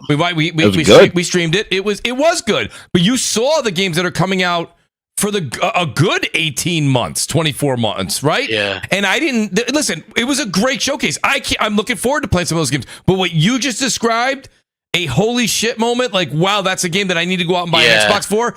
I didn't see that. I didn't see that. Yeah, that's all I'm saying. Like those games that they have could be good. I'm looking. They were forward to good. Fable. They're all looking games that I will forward to, play. You know, like and I said, enjoy, I'm but looking not forward to like- Avowed. I'm certainly. I was looking for a Perfect Dark. I thought that looked good. I like the Perfect Dark, direction that they're I going think into, but they Perfect got to Dark deliver might on be- that. Perfect That's the Dark- problem. I said they had a great That's probably the show. best They have one to that I saw, deliver. yeah. That's the problem. Is the Yeah. delivery. If They could plastic have a great surgery hurt show. Chin, It's the if they delivery. plastic surgery hurt Chin, I'd play it too. You know, maybe Yeah. more like a woman. First yeah. person. But yeah, I mean, yeah, that's true. But I guess it'll probably go on to third person at certain points. You know, and it looks Jones like. cam. Yeah, you know, it's gonna do because if you play Perfect Dark Zero, it does that. Like when you're up against a Yes. wall or whatever, it goes Yeah. into like that third person or whatever, and you know she's got shapely things and you know whatever the case may be. Those don't exist to Microsoft anymore. Yeah. But I would love to see that game. But again, are people really clamoring for Perfect Dark in 2025 or whatever? Is it? Yeah. You know, I don't. No, when was the I last think time that you heard game- someone? Yeah, I just like the direction. Like it looked interesting. Like it looked like a Deus Ex type thing, which is pretty cool since Deus Ex sure. is done. Here's Again, they got to deliver on that, and who knows, like what That's that's the going to look problem. like when they finally comes out. that's the problem. What's going to be not there? That's the problem with Microsoft, right? That's been the There's- problem. Yeah. There's plenty there, but they rarely ever stick the landing when it comes to delivering. Oh, yep. A lot of these, Exactly, that's the most of problem. these games, you know, look at it. The first $70 next generation on the game is Redfall, right? That didn't stick the landing. Then you follow that up with even more. You know, Starfield didn't even really. You know, it didn't stick the landing. Obviously, it was overbloated and overhyped. I think it was. I think it was a good game for what it was. Loading screen. But here's the thing: Xbox doesn't make consistent, high quality game, so every single game is treated like it's a make or break deal. Like if this game is good, then it saves Xbox, but if it's bad, Xbox is dead. Like it's like that every single game release. Yeah. The whole industry just sits back and waits and see if this game is going to be another long line of failures. Well, that's or if but it's Jay, okay, finally it'll get you on to the next one. Jay, the that's next dud, Jay. That's right. why people use the words. They say the whole slate of games is coming to PS5 eventually. Because let's be honest, Starfield didn't move Xbox consoles to the level that Xbox and investors want, Microsoft and investors wanted. At this point, let's list some of the games. And again, that's Singer. This is nothing to the discredit of your excitement for the game. Like I said, I will be trying out Avowed, but I'm saying Avowed's not going to move consoles. Indiana Jones is not going to move consoles. South of Midnight's not going to move consoles. And even Perfect Dark, I think, honestly, shout out to Jez right there for saying it. I thought Perfect Dark was the creme de la creme for me. I thought that was the best game shown. That's the game I'm excited the most to play is Perfect Dark from what I saw. That was exciting. It was riveting. Fable It's a looked good to shooter. me. Well, if you're a Fable fan, but again, Fable not being in the headlines for so long and now coming back, I think it looked really good. Crap. That game ain't but gonna do shit that's either. not But gonna you know, sell it's gonna, I think consoles. it'll be a No. good game. We got to see what Fable is because it looks like they got some of the wit, but again, right, a lot of it was lost of Peter Molyneux. The Fable wasn't and didn't end on the highest note with Fable 3 and things like that. Like they were throwing Fable magic balls in Connect. Like they really lost their way with Fable. It looks like it's going to be like Plague's Tale Requiem. It looks like it's going to play like that. If what they showed looks like that, like the graphics and stuff, which is really really nice, but looks good. I'm still not. They better we haven't seen gameplay. We haven't seen gameplay. That's the problem. We haven't seen. Let us create our character like the other Fables and have their looks be determined whether they're good or evil. I mean, that has to be a thing. You know, but crap. Here's another thing, right? If it doesn't do what it needs to do, people are going to revert back to, well, what do you expect? These guys have only ever made car games. Oh no. Well, here's the thing, though. You know who's making that game is the company that did that amazing Guardians of the Galaxy game, right? And that's the company co-developing that game. Yeah. And and people didn't believe it. Like when I saw that Guardians of the Galaxy game, that E3, people were like, it looks like that Avengers game. I'm like, doesn't look anything like that, you know? And it was amazing. It was so amazing. I played through it back to back on Xbox and PlayStation 5, right? It was like, that's how good it was. It was just such a good game, but people really were slow to pick it up because Avengers burned people, right? And, you know, hey, well, like, why make an Avengers game be a game as a service? That was always stupid. Although I thought the campaign was pretty decent on that, you know, but to me, Guardians of the Galaxy was a great game. It had awesome humor and voice acting and a great story and all the things you want. So I really have faith that they can do a good RPG. But again, it's like these games aren't like nothing they have really looks like it's going to be that huge smash thing where people are like, oh, this is it. Like people don't like to talk about review scores or whatever, but had Starfield scored a 97, you better bet your ass that word of mouth would have got around and people would have been buying an Xbox and you know what I mean? But the fact that it was an 83 or whatever it was, 82, whatever, people will just like, okay, avoid it or play it later. Or, you know what I'm saying? There is not that, like, they don't have that game outside of Forza Horizon, in my opinion, that is just really going to be there. But what does it say? Crap. What do you think? Hey, hang on. Go ahead, Singer. Go ahead. I have something to add to that. That whole IDOS workarism. Now, before this whole Guardians of the Galaxy, you will know IDOS if you are a huge fan of RPGs. You'll know IDOS for a legendary series. Tomb Raider. Nope. A legendary RPG series. Deus Ex. Right? They are the creators of all the Deus Ex games, and they are legendary RPGs in their own right, highly respected. And if they're working on the game anymore, so they couldn't be that legendary. Well, I mean, they tried to make it, but then they were under Square, and Square. No, it was Embracer that shut it down. Embracer shut it down, but that's because their corporate overlords told them they're not allowed to make another Deus Ex game, which is a shame because the original talent is still there that made the games. So the fact they're working on Fable will be a really good game. I have the feeling because IDOS isn't going to put a foot wrong because their games are generally good. So there is that. Go ahead, Mooch. No. I agree. My question for you, Singer, I'll start with you. But you're seeing a trend here with what happened with Tango Gameworks and if other companies. Do you remember if we were to go to a time machine back 2 years ago, they're like, well, once Xbox is done getting Activision, then they're going to try and grab this company, they're going to grab this company, they're going to grab that. I hope they stop. Well, crap, not only do I think that they'll stop, I don't think anyone would want to be acquired. There's a lot of risk right now. Microsoft bought a lot of different smaller studios to very, very large and publishers. And if you don't make the cut, Microsoft, crap, you started the show with this. Groove Music, Zune, Windows Phone, Mixer, right? So they don't hesitate. Tango Gameworks, the other people that were let go from Arcane, they're not bashful. What they'll do is they'll just let them go. They'll do a quick presser. They'll have a few people come out with a sad face and be like, these are the decisions we had to make. We had to move on. We wish them the best, and we hope to do work with them in the future again. And then after a week or two of bad press, they move on. I don't know if any other teams, I guess my question to you, Crap or Singer, do you guys think that anybody would want to be acquired right now by Microsoft? No, it's dangerous. Indies would because you think so? They struggle to keep the lights on. It's the same problem with Obsidian. They don't play indies. The fan base don't play indies. No. But the thing is, it's like you think about it. Obsidian had to make Pillars had to hit. If Pillars didn't hit, that studio would have closed down. They need to keep the lights on. That's the problem with every indie studio. Your game needs to hit, otherwise the lights go out. Goodbye, kiss it, goodnight. But see, Microsoft. Now, the fact they got acquired, I don't think Microsoft's interested in that. They have anymore, relatively safety. Singer, I don't think they're interested in that type of purchase anymore. They need something that's going to keep Game Pass pumping out games left and right, AA, pump them out. Well, you need to group then. Like you need to. Embracer's falling apart. Right. Embracer will willingly sell. I'm sure if you went over there and parked the. But are we starting to see those, Singer? Now, are we now able to clearly see? Back when I said this years and years ago, they're like, you're a hater. Not. What I'm trying to say to you is, all right. Now you're seeing Embracer's strategy. You're a hater. Mooch. You're a hater. But the thing that's really funny about it is you're seeing Embracer's strategy fail. Right, buying all these teams, they're not putting out, but that's because they're stupid. They have like 1,000 development teams. Like that's just stupid. Who in their right mind would want that many development teams? Do you know how much time? Who in their right mind would get rid of Tango GameWorks when you had an acclaimed IP? It was a media darling in FiRush, and it was one of their first Japanese studios, if not their very first one. And like that was one of the big things. Like, that's what I'm not saying you're wrong, Singer, with Embracer. I'm not a fan at all of them. I agree with what you're saying. But Microsoft they're like, if you don't like Embracer, if Embracer to look over their shoulder, Microsoft's right behind them.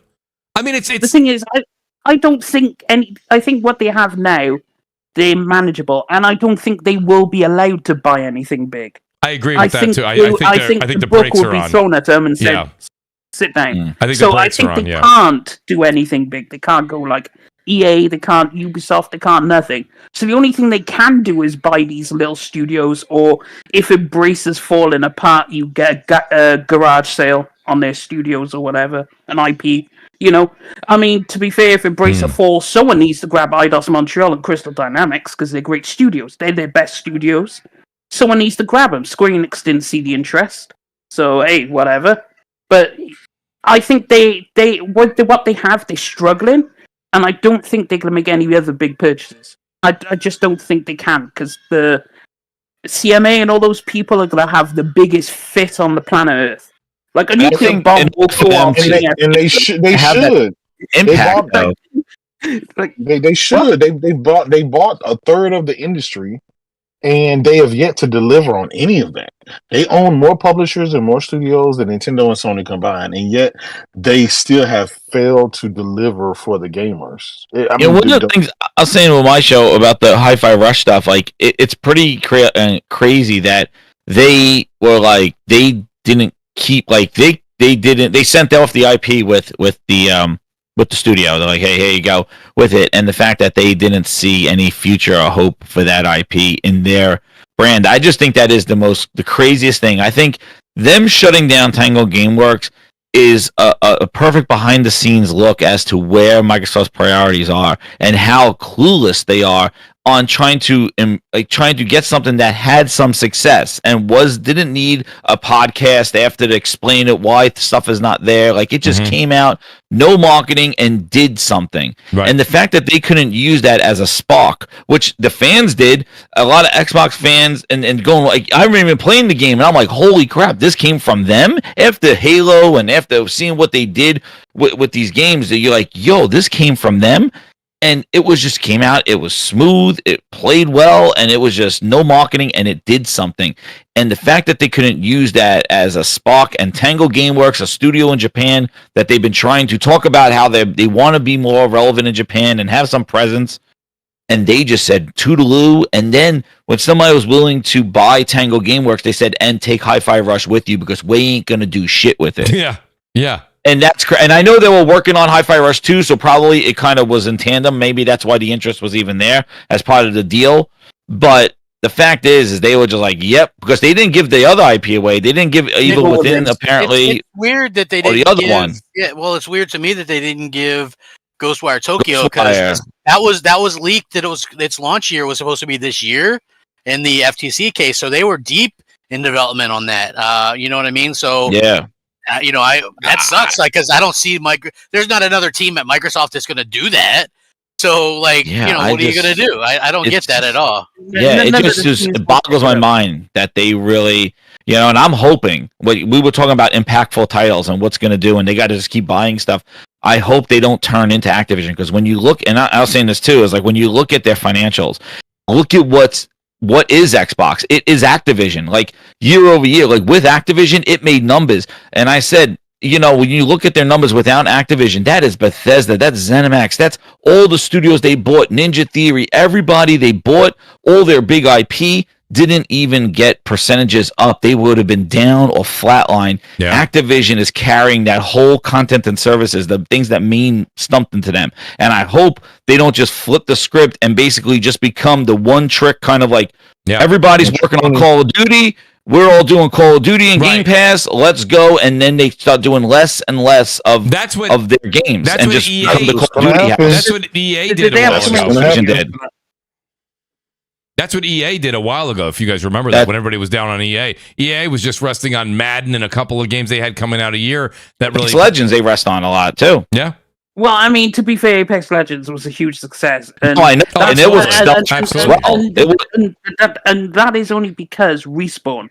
That was the best purchase in the world. That was a stealth drop, too. Remember? That was a that just came out of the blue, like on a Wednesday. Like, the game just showed up. But ever since that took off, EA definitely took a step back, and they kind of they output less, and now and also too, I feel like that they even just lost their way with Battlefield in the sense. But like Apex Legends really, and the same thing goes with GTA Online. Like, look how less output the Rockstar had ever since GTA Online kind of took off, and that was it. They carried them now for all these years. Well, so all anyone cares about is the money. Exactly, because this thing is just putting in constant money. Your devs have to just put a couple of skins, do a little animation here and there, do a little story thing, and add it to the game, a little season, and that's it. Low effort, put it in there, and people just keep buying and buying and buying. And unfortunately, that's the way it is, and that's why I'm wondering.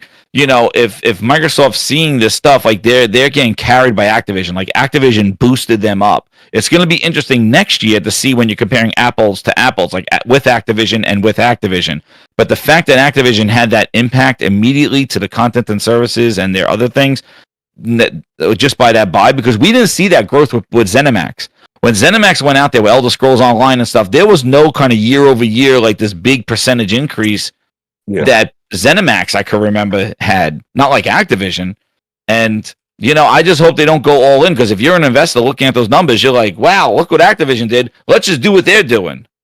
Yep. I think they have too many studios for that, because I said they like, you wouldn't put all like 30 of your studios into Call of Duty, because that'd be too many people, like you wouldn't be able to find. I know, that's what Activision did. They put Toys for Bob was working on it at the end. But the thing is that's like 10 studios altogether. Now they have 30. So even if you keep Activision being Activision, you still have like Blizzard doing its own thing, and then you have the rest doing their own thing. I don't mean they're going to make like... I'm just saying like they may rely, like if we're looking at high impact games and things that are going to do that, what's bigger, more impactful than Call of Duty? And I hope they don't just rely on that, since it's carrying... It looks like it's carrying what they want to carry, and they just kind of poo-poo the rest of the stuff, like little stuff they work on, and then meanwhile they just become the Call of Duty house, like year over year. Yeah, that's basic. I think that's what you're going to see, unfortunately. I mean, there's other games to prove it wrong. They have these, but these other games. That's what I'm saying. I'm not saying it's going to happen. I'm saying, like, I hope not. But if they don't hit, everyone's looking for the multiplayer paycheck, right? Right. Look at PlayStation making all these multiplayer games now, right? There are 12 or so in development. Looking for their money ticket, their meal ticket. There's 6. There's 6. There's not 12. There's 6. Well, 6, yeah. There's 6 now, yeah. But it's like, even then they're going through different variations, trying to figure out how to get it right, and they're going to be doing that for years now. How do we get this cash cow multiplayer game that we need? Because everyone needs that now. Microsoft were like, well, we don't have to make our cash cow. We could just buy our cash cow. Well, they have them. Like the Elder Scrolls Online is around. Well, like they got those. Minecraft Online isn't making money like that. Like Minecraft is right. Minecraft's doing something, but it's not doing Call of Duty. Like Minecraft is old. It's long in the tooth. Yeah, but no, it's still on like sales charts, and it's still there. I think that singer's talking about like total revenue. You have the battle pass coming out every 54 days. You've got skins. You have every season. You have Warzone. See, like they're not putting out battle passes in Minecraft. They're not generating this extra money. User generated content. They're charged. Yeah. So you got the user doing the work for them, just like in Fight Sim. That's the next one. They're trying to turn to Minecraft. To be fair, but it's like they kind of bought their cash cow, so now they don't really have to worry about it. PlayStation now has. They're like, well, we need a cash cow of some sort because you want 100% of something, and so they're going to go for that. I just think they wanted some multiplayer part of the conversation. They saw the pressures of basically these service games. They didn't really have anything, and that's why they kind of did this spin-a-rooney and try to do this. And they did success with Helldivers too. Like, I don't know Concord's going to. I don't think Concord's going to see that success. Well, while we have J-Dub here, I do want to talk. I was going to talk about PSVR 2. We will on PC in a second. But guys, please do. We have 450 people here. Please hit the like button. I was just seeing Failed Pyromancer. He's like, seriously, guys, we have over 400 people. Let's hit that like button. This is an outstanding show. Great panel tonight. And shout out again to Detective Seeds and the Great Mash for the membership donations. You guys, I think we're up to 60 donated memberships tonight. Thank you, guys. I appreciate that very much. I hope Seeds enjoys his vacation. Mash, welcome back from your vacation. I saw you, so you just got back. So Jay, I'll start with you because I already know we're crap, and I already know where Jez and Singer are gonna go. Jay, we got a chance to play a good 4 or 5 hours. I know that this upcoming week we already got plans. We're gonna play some, Concord. Listen, you guys know every week on CrossFire, I play an absolute obscene amount of Warzone. I play multiplayer. And I love that. And is Concord going to take me away from Warzone? Probably not, like, permanently. But I have been, like, jonesing for the longest time. Helldivers 2 had that itch scratch for a bit earlier this year. Yep. But I want something where I can go in there and I've got different game modes and you play as a team. Shout out to Link, who's listening in the chat, also sent the super chat. Jay, me, you, and Link linked up about the last beta. And we played maybe it was upwards of 5 hours. We were playing for a while. I know we're going to do it again this week. But, Jay, I think a lot of people are kind of walking into this thinking that Concord is going to be, the next Helldivers 2, or it's going to be the next Warzone, or the next Apex Legends. It's not really going for that. It's trying to kind of eat and wedge its way into a Valorant crowd and an Overwatch crowd. And, Jay, you played a lot of Overwatch. That's why I'm coming to you here. Yes. How do you kind of discuss this game for the audience in the panel that may be looking at this game, not in the same eyes as that Overwatch fan? Well, the thing is majority of those gamers, they've played Call of Duty. They know what to expect from Call of Duty. Right. Well, every other shooter, when they jump into Battlefield, when they jump into Valorant, they try to play those games the exact same way that they play Call of Duty, and they get their ass busted. Yeah. You have to have played Overwatch, or you have to learn how to play the game. You have to play in a team. You have to communicate.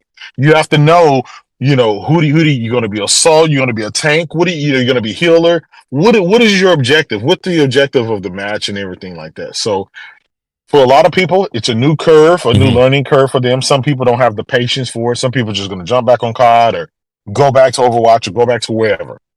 The thing when it relates to Concord is it doesn't overnight, it doesn't day one. It doesn't have to have, 500,000 people playing, 1 million people. It doesn't have to do that.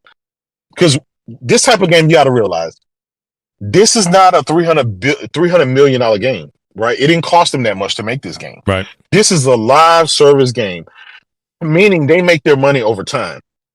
The goal is they're probably going to do a slow ramp up. Get the word of mouth out there, get people playing, eventually going to ramp up more with content and stuff like that. And before you know it, just like a ton of other games that started out, Fortnite started out slow, right? Nobody really fuck with Fortnite. Then they ended up doing Battle Royale and doing some other stuff. And then everybody jumped on that. And then everybody left PUBG. It's a slow burn. And I get it. Like Helldivers 2, I think Debt Singer, you kind of said this last time. You said the reason why that was good because there was nothing else like that out there to compare it to. And that makes sense, right? So everybody was intrigued. Yeah, so everybody was intrigued about it. This game here, while there are games that's in the similar, there's a lot of games that's in there. It doesn't have to be the number one game. You could always settle for number 5 or number 6. The fact that you can get money off of people and keep people coming back, that's their goal. Their goal is to keep people coming in, figuring out what it is, give it word of mouth. Again, this game could totally flop. It could totally be a dud. A month from now, we could just say, "Hey, it came and it left." You know, That's we right. thought, hey, me and Mooch enjoyed it. Me and Link, we enjoyed it for what it was. Right? We're not saying this is the God of War shooters. I know people wanna phrase it like that because at the end of the day, Mooch, it is a Sony first party game, right? And because it's a Sony first party game, we know there's ultra uber high expectations for that versus everybody else. I mean, their expectations are so low, so it doesn't matter. So I get that. There's a lot of that going on. But if they can just ramp up just over time, over the weeks, and get people interested on it and have a steady flow, you never know where this game is going to be in month 2, month 3, month 4, month 5. And at the end of the day, if this game flopped, right, day one, if it flopped and nobody ever booted it up, what did that do to PlayStation? That did absolutely nothing, right? Yeah. PlayStation will still be the number one console. It'll still be the best place to play. It'll still be the creme de la creme. So, Jay, and I get it. I get it. It's PlayStation, so I mean, let me add something to it. And the reason I'm going to say is, Jez, you've been quite critical of this game, and I'll say this, Jez. I've been watching. You played through it. Your stream. You've been talking about it on your show. So, Jez, both betas. Jez, the one thing that I got to say, and I'll piggyback off what J-Dub just said, is that they didn't pay a lot for that studio, A. B, if this game doesn't do well, the one thing that even people say that don't like the game, they're like, I'm not picking that game up. They'll go, I'm not criticizing the gameplay. The game plays very well. They just don't care for the polished, too. It's polished. Like, the game plays very well. At the very least, if this game bombs, they got themselves a hell of a team they just bought. I mean, that team, they can do something. Now, what they'll do next if this doesn't make it, that's yet to be known. But they picked up one hell of a talented first person shooter game. It's nice. Yeah, no, I would say the gameplay. I liked the way the shooting. I did like the graphics of it.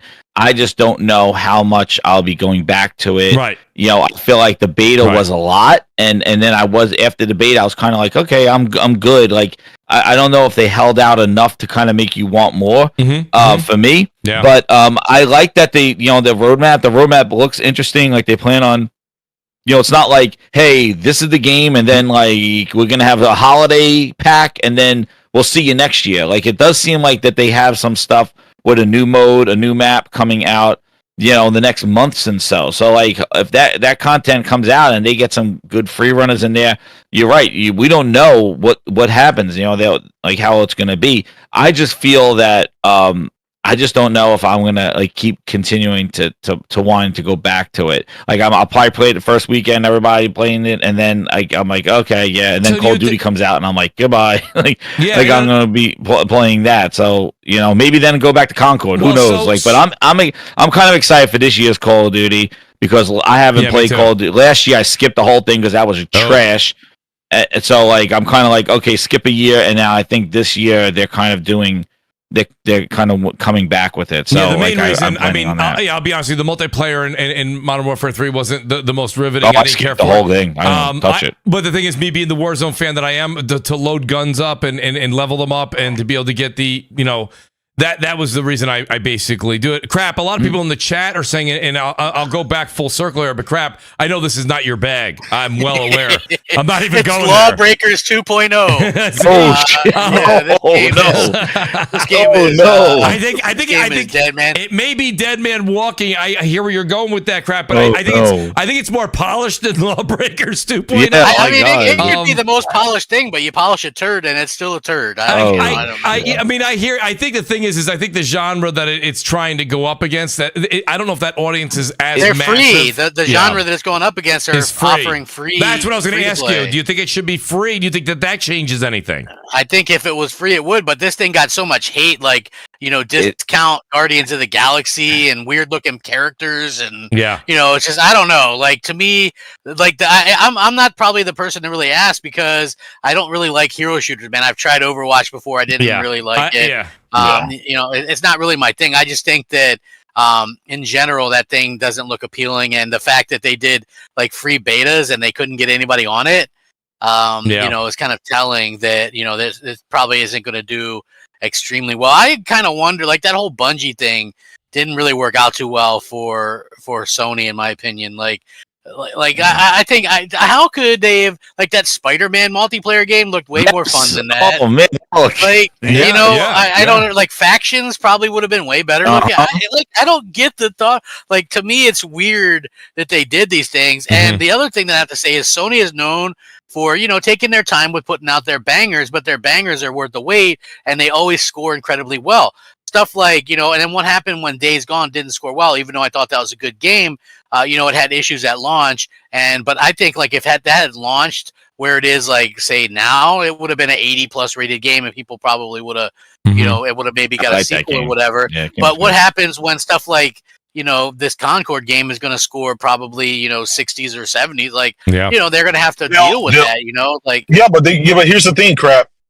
It only cost, in the grand scheme of things, like I said, it doesn't cost. This game probably costs what, $10 million to make, right? No harm, no foul. You can afford to do $10 million game, and you may get 1 or 2 successful, right? They got Helldivers that's successful. That probably costs $10 million to make. Versus Days Gone cost them $150-200 million because it was a super long game, a graphically intensive first party blowout story. That shit took forever to make. And that's why you have to look at these games like this is why live service games, they're super cheap to make, but the payback on them is exponentially just easy, right? Yeah. Because all you got to do is keep just supporting the content, and that's it. Now I know this game doesn't have a battle pass. That's another thing. This game don't have a battle pass. Yeah, it's not nickel and diming you. All the content after that is free. So I mean, and that's a crazy thing. Like, it's kind of like a full game. $30. For what it is. Yeah, there is no kind of a battle pass. Like, there's just you just are unlocking things as you play the game, and then they're going to drop content. So it's more of just like a multiplayer game rather than this kind of traditional battle pass thing. Exactly, Jez. This game taught me one thing, and I just really realized it taught me one model thing. though. Gamers, for whatever reason, they don't mind shelling out a bunch of fucking money to get nickel and dime every day. Obviously, they don't mind because you have people begging, well, this should be free to play. It's like, but all of these free to play games, they're like the cell phone games, right? Every 5 seconds is forcing you to buy something to enjoy the game. I thought we were trying to approach. I thought, there was this. I guess it depends on the game, right? But like I said, there's a PlayStation. There's a PlayStation tax, right? I'm gonna use the bots analogy. Oh, I know, just being funny, but there's the PlayStation tax. When it's a PlayStation game, we're gonna add a tax on that. And when it's everybody else's game, this free to play game, that's trash. But I have to shell out hundreds of dollars just to have any type of fun. I don't complain about that because it's free. People don't complain about shit that's free. But stuff that costs you $30, full featured, never pay any more money for anything else, I'm gonna complain. Yeah. So maybe that it just tells these developers, go the free to play route and I know shaft them and take all their money. Look at Rogue Company. I know that Splitgate 2 is coming out now, so people are gonna have everyone's gonna have that nostalgia. Marvel Rivals on the horizon, but Deadlock's on the horizon. Marvel, I want to try that. I didn't get into that beta. I want to try that game. Marvel Rivals is going to rake in so much money off of these guys spending all of this fucking money on this free-to-play bullshit. Trust me, it's the model. I agree with them. If that's what gamers want, go and shaft them. The thing, Marvel Rivals, the thing is, it's peak Overwatch gameplay. It's peak Overwatch gameplay, but unlike Overwatch, it's Marvel, so everyone knows Marvel. It's Marvel. That IP on that is insane, especially with what's going on. But the thing is, the gameplay is actually good on the game. It's not nickel and diamond you either, though, because everything's an option to buy. Well, you didn't play the full game. You only played the beta or whatever. So the game hasn't launched yet. Once the game launch, we'll see. We'll see. It depends what kind of... As soon as you enter your name on there and it's like, hey, this battle pass here and $5 here and $30 there, and you're going to want the Spider-Man, right? So that's going to cost you fucking $20. Like, this is what the modern games have become. And I thought there was a period of time where gamers, when they saw free to play, that they would run and be like, "Oh man, no, this is going to be." But now it's like gamers are begging for shit like that. So when I see that, I'm like, "You paint with too big of a brush," because like it depends on the free to play game what they do, because everyone has a different kind of way of doing it. Like I like to think of. So how is this game going to be different? It's a Marvel game. They had to spend a shitload of money on the license, right? So don't tell me that they're just going to not nickel and dime you and bend you over the coals. No, but what they're going to do is they're going to sell you on the skins and the battle pass. That's what they're going to do, right? You can pick up the game and play all the characters. You don't have to play with skins. No, they'll be like 5 characters, and then you got to buy everything else. No, but you start off with a roster. It's like you would have a starting roster, and then you would unlock, I would imagine, the rest in the game by leveling up or something. That's typically what they do. Like, I think of Valorant, you start off with a select roster, and then just by playing the game, you unlock new characters. League of Legends, just by playing the game, you unlock new characters. The only thing you ever have to buy... How long you have to play this game to unlock characters? How long? Because you remember the games back in the day, everybody was complaining, "Oh, I have to play damn near 2 years straight just to unlock this or just to unlock that." It's that's the whole free to play model, man. It's the shaft. It's the shaft. I don't know what they're doing on the Marvel one, but I don't know. I don't know what's going on. Are they doing like multiverses? Because that's a free. Remember that? So remember multiverses? They killed it and they brought it back. You know, because of the But you got to look at what you got to look at what Warzone's doing. Like, so there's two aspects of the free to play. There's the play and earn currency to be able to do certain things, but then there's certain skins and there's certain weapons sometimes that are locked behind a paywall. And I'll give you an example. The STG-44 was recently given away in the Battle Pass. But if you wanted, you could actually immediately buy that with a skin in Warzone for $20. And you can get it instantly. Like, so the day that they came out, I had to get to that part of the battle pass, then level the gun up, then I could play it, right? Now, but there's people who are literally, they were just slicing people with this gun the first week that the new battle pass came out. That's just one example. But then there's other things, like with Marvel, maybe there's a certain skin that you want to have because there's so many different comics, right? We saw that even with the Wolverine, right? There's so many comics, so of your favorite, but I'm just saying to you, like, there may be certain things you can buy with in-game currency, but this one skin, that's $20. You're gonna have to pay for that one if you want that version of Wolverine or Magneto. But that's optional. You're not forced to buy that. I got it, Singer. But the thing is, this gunplay in Concord is very good. Everyone says it's polished. They say the gameplay is good. They can't get their mind around that it's a new type of character. And for $40, you will get every skin and any type of weapon, and all the maps come with it. So what Jay is saying to you is, if you like this type of genre, Crap said he doesn't. That's fine. He's not the consumer they're looking for. But if you like this kind of game and this type of genre, hero shooter, this for $40, I'm telling you right now, I mean, I play Warzone like nonstop. I spent easily $60 in the last 2 months on just, you guys see the gameplay I have. I bought Black Noir, and then I bought another. You bought the Wrestlers? What? Did you get the Wrestlers? The Wrestlers are part of the Battle Pass. I didn't. You didn't get them. No, I'm like 60% through the Battle Pass. That was pretty damn cool, though. It is, but I mean, like, it's still optional though, Mooch. Like, what you're saying is, like, the whole gun thing, that is very specific to Call of Duty. Because when I think of what I mostly play, which is Fortnite, none of the guns are locked behind anything. The only thing you pay for is the Battle Pass and some cool-looking skins if you want them, right? And that is completely optional. And the reason why I got some of those skins is because I'm willing to spend the money on it, right? Right. But if you say, I'm not forced to. Singer, can I ask you a question? I'm not forced to. Singer, can I ask you a question though? When you say that, that's a great argument for podcasts, and I love that you bring it up. I really do. But when you say that's optional to me like that, that's like if we both went to McDonald's. And listen, I don't have to get a number 2 that costs $12 right now. The fries are optional.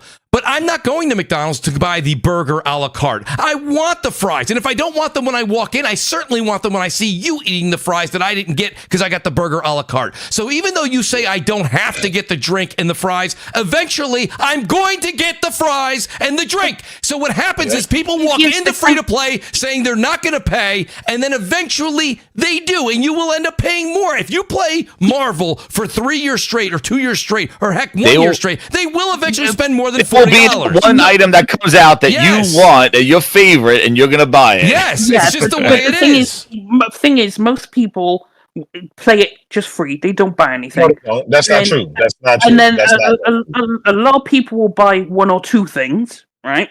That's what a lot of people do, buy one or two things. But then you have the whales and the pay pigs, right? These are what the free-to-play games want. The mobile games, League of Legends, all these types of games, there is a select group of people who will spend thousands upon thousands upon thousands on these games. Oh, yeah. They are the pay pigs. They what keep the game running. The vast majority just get a little bit here. Yeah, but you say that, Singer, that's not true, though. Listen, when my kids were playing Fortnite years ago, and that was what they were like. Everyone's like, "Oh, the kids just like the free to play." They like it. You can call free to play. You crazy? What? How much money my son has spent the Fortnite with the character? I got to get this. Oh, they're doing this promotion, Dragon Ball, and they're not the whales. They're not the whales. They're not the whales. They're just kids playing. Like, but Dad, can I have this skin? Oh, Dad, look who's in this one. Oh, I want to get the Darth Vader one. Oh, I want to get the. It's like it's constantly like another thing. So when people say it's free, you don't have to. Well, naturally, I can't say you're wrong. It's built like that. That's the model. Yes, you're correct. However, in reality, people are spending an unbelievable amount of money, and not the whales. Everyday gamers, casual gamers, they are spending money more than $40. More than $40 if you're playing that game for a year, and we all know that. I mean, Rocket League. Rocket League. It doesn't matter. You pick it. But that's what makes it. It's the free to play model. The free to play model is to bleed you dry. They put the word free. That's what it is. Jay, they put the word free in there literally to think it is a mind F. Okay. Yeah, it is. They put free in there. There's nothing free about it. There's nothing free about these free to play games. I mean, and you guys know that. Anyone who has a family with kids, there's no way your kid was playing Fortnite. Yeah. You're like, oh no. Just download it and take the 3 skins they give you. No way.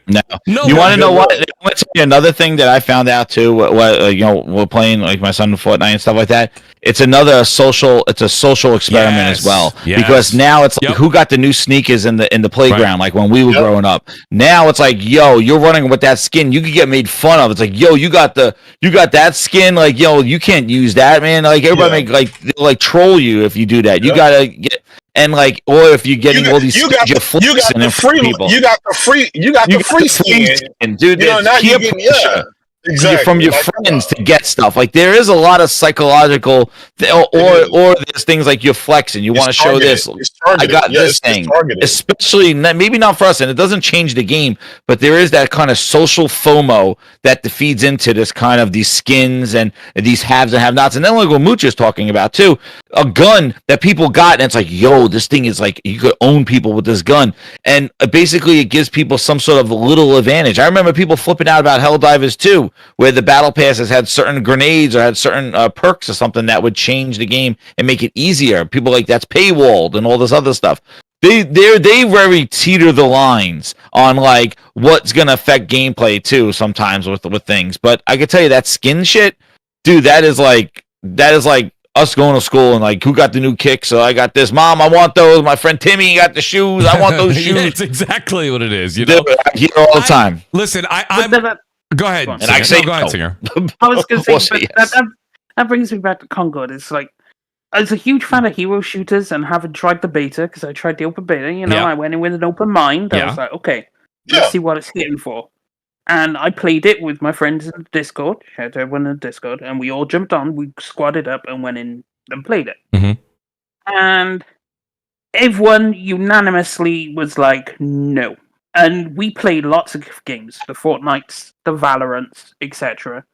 And we all came to the Overwatch, Marvel Rivals, and we all came to the conclusion, as a hero shooter, the characters, for one, are bland. Personally, for me, you need to have the skins. Like, some of those characters just don't look appealing. It's like, did you even try to, like, you think of Overwatch, you're like, you look at Widowmaker skins, that's going to sell more than a Reinhardt skin because, I mean, just look at Widowmaker, right?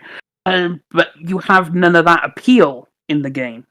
So, even though they're not selling you skins, they probably couldn't you mean the sexy model where you can get the sexy skins? Of course. That sells. I mean, but as a grown man, is that a disqualification?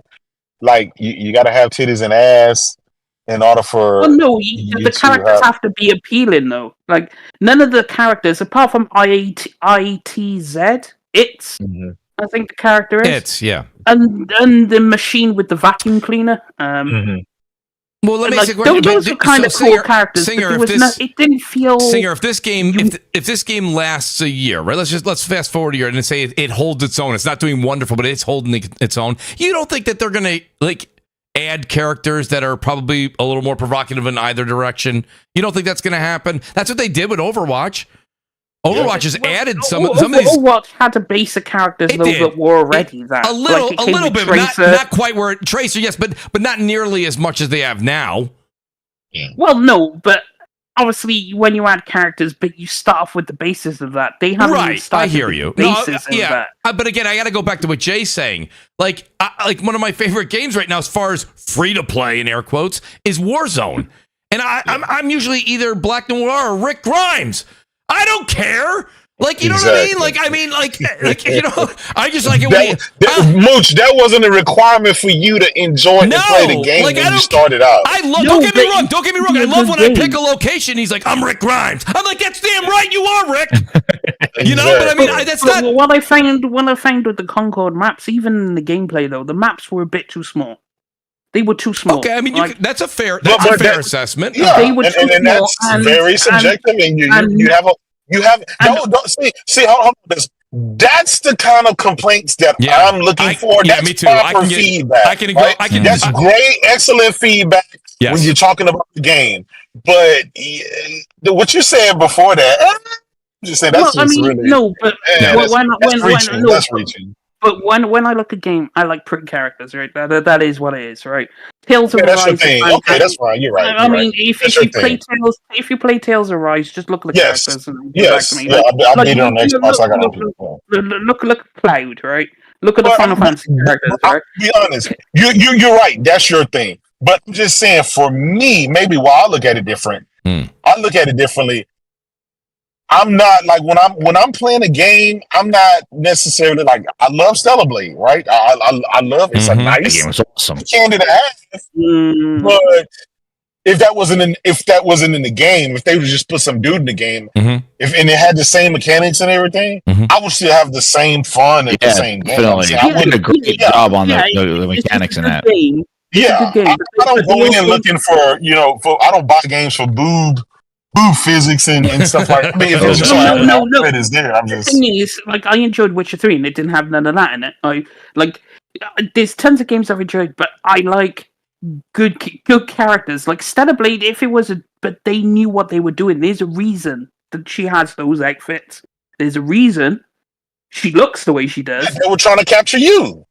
They got you as a customer. And they got me as a customer, right? But not every game. I mean, that's getting into kink, right? It's like that's getting into kink. Oh, I love kink games, right? I love fetish, you know.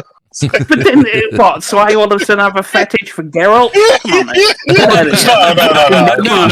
Oh my god! And then with the what's her name? Yennefer naked. Oh, Yennefer, absolutely, yeah. Well, not too shabby. But then again, it's like one of the main characters is a dude for Tales, but the characters look good. But anyway, back to Concord because we went off topic. Yes, we did. The maps were a bit too small. Another problem I had was, why is there this big spectacular ultimate ability for all these characters? I want something that pops, something that feels impactful. Like when I think of Overwatch, I think of like Genji's ultimate. You kick in the ultimate and you just start going to town, or if you kick in like Diva's ultimate and you just get squad wipe. Yep.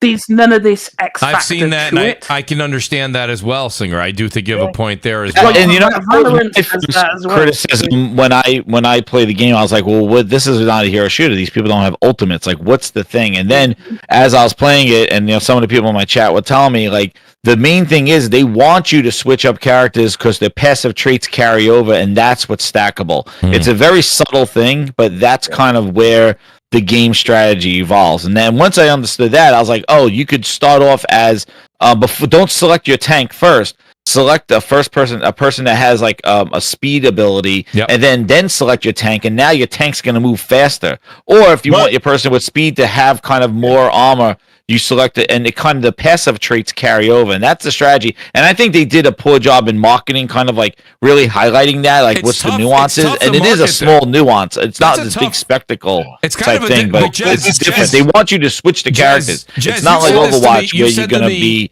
It's different, but first of all, once you know the map, right? Once you play your first match, you know this particular map. You know if it's a bigger map or if it's a smaller map. You know if you're going to excel as a faster character here, or if your back is against the wall and you're going to need some tanks.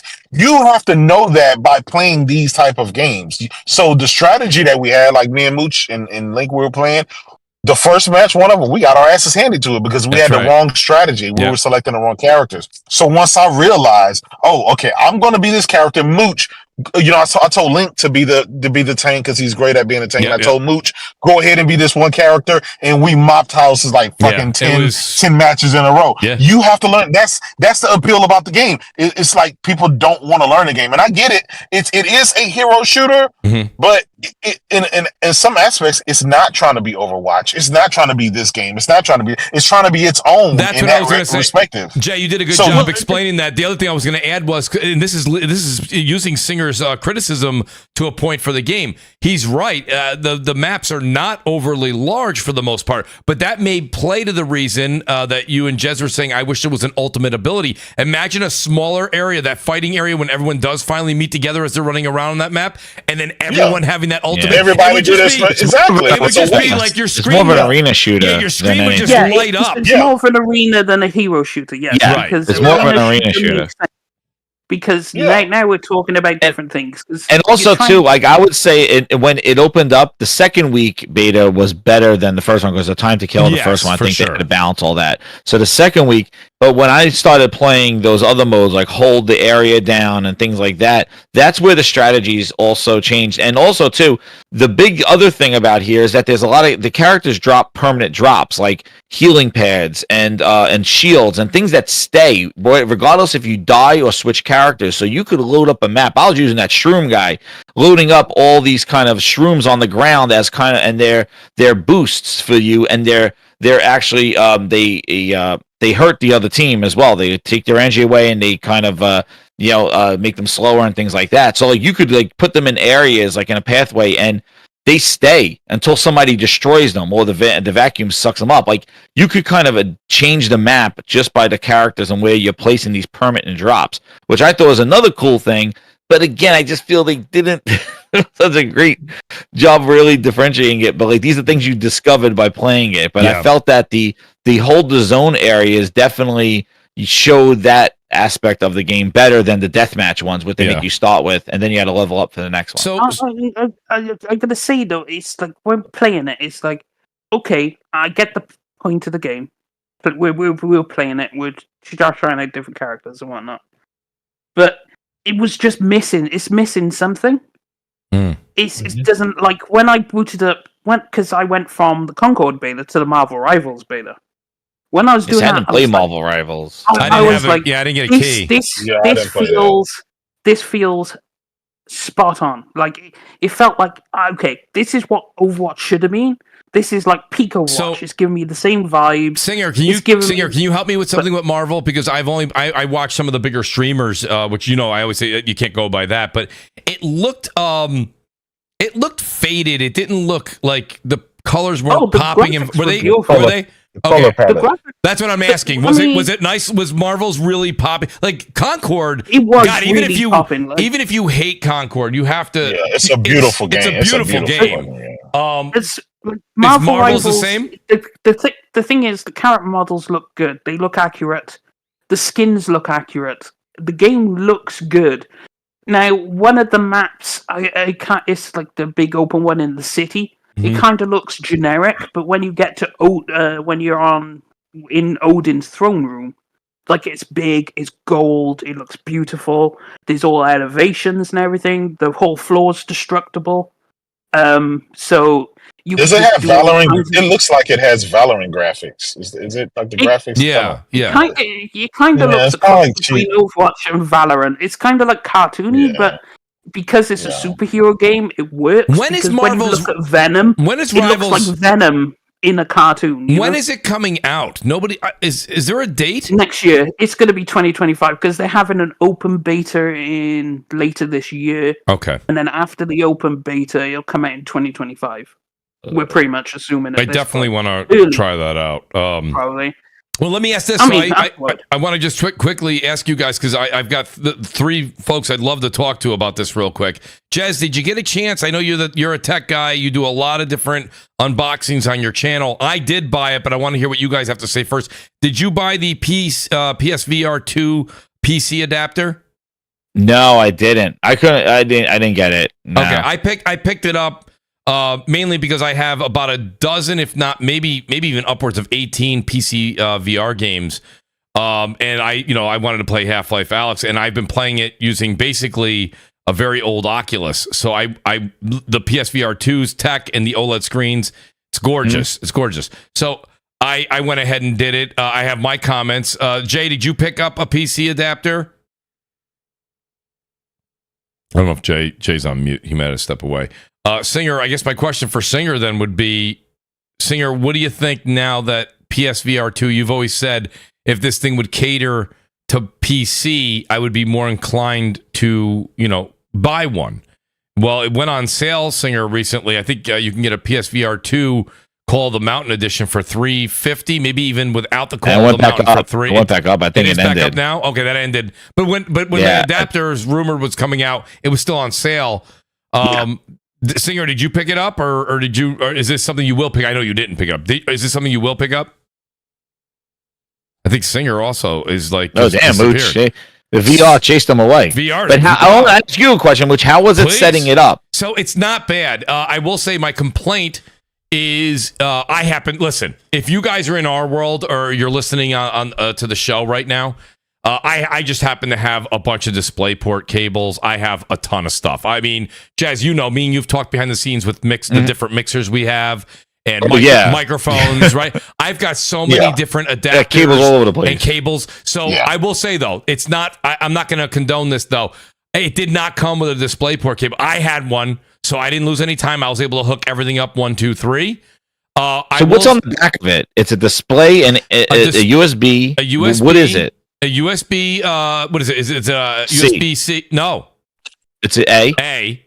So you have USB-A, then you have a DisplayPort, a power, of course, power in. You have to power the box. Also it needs power, okay. It does need power. And then on the other side is there is the USB-C, but that's for the PSVR 2. The PSVR. Okay, so you hook it up through display, and then you have to, and then you need power to it, and then you need the USB that goes to your PC. So to your PC is basically a DisplayPort and the USB-C. And USB-A. I'm sorry. Shout out to Ben. I don't know if you guys know him. Hold on, I'll get his name for you guys right now.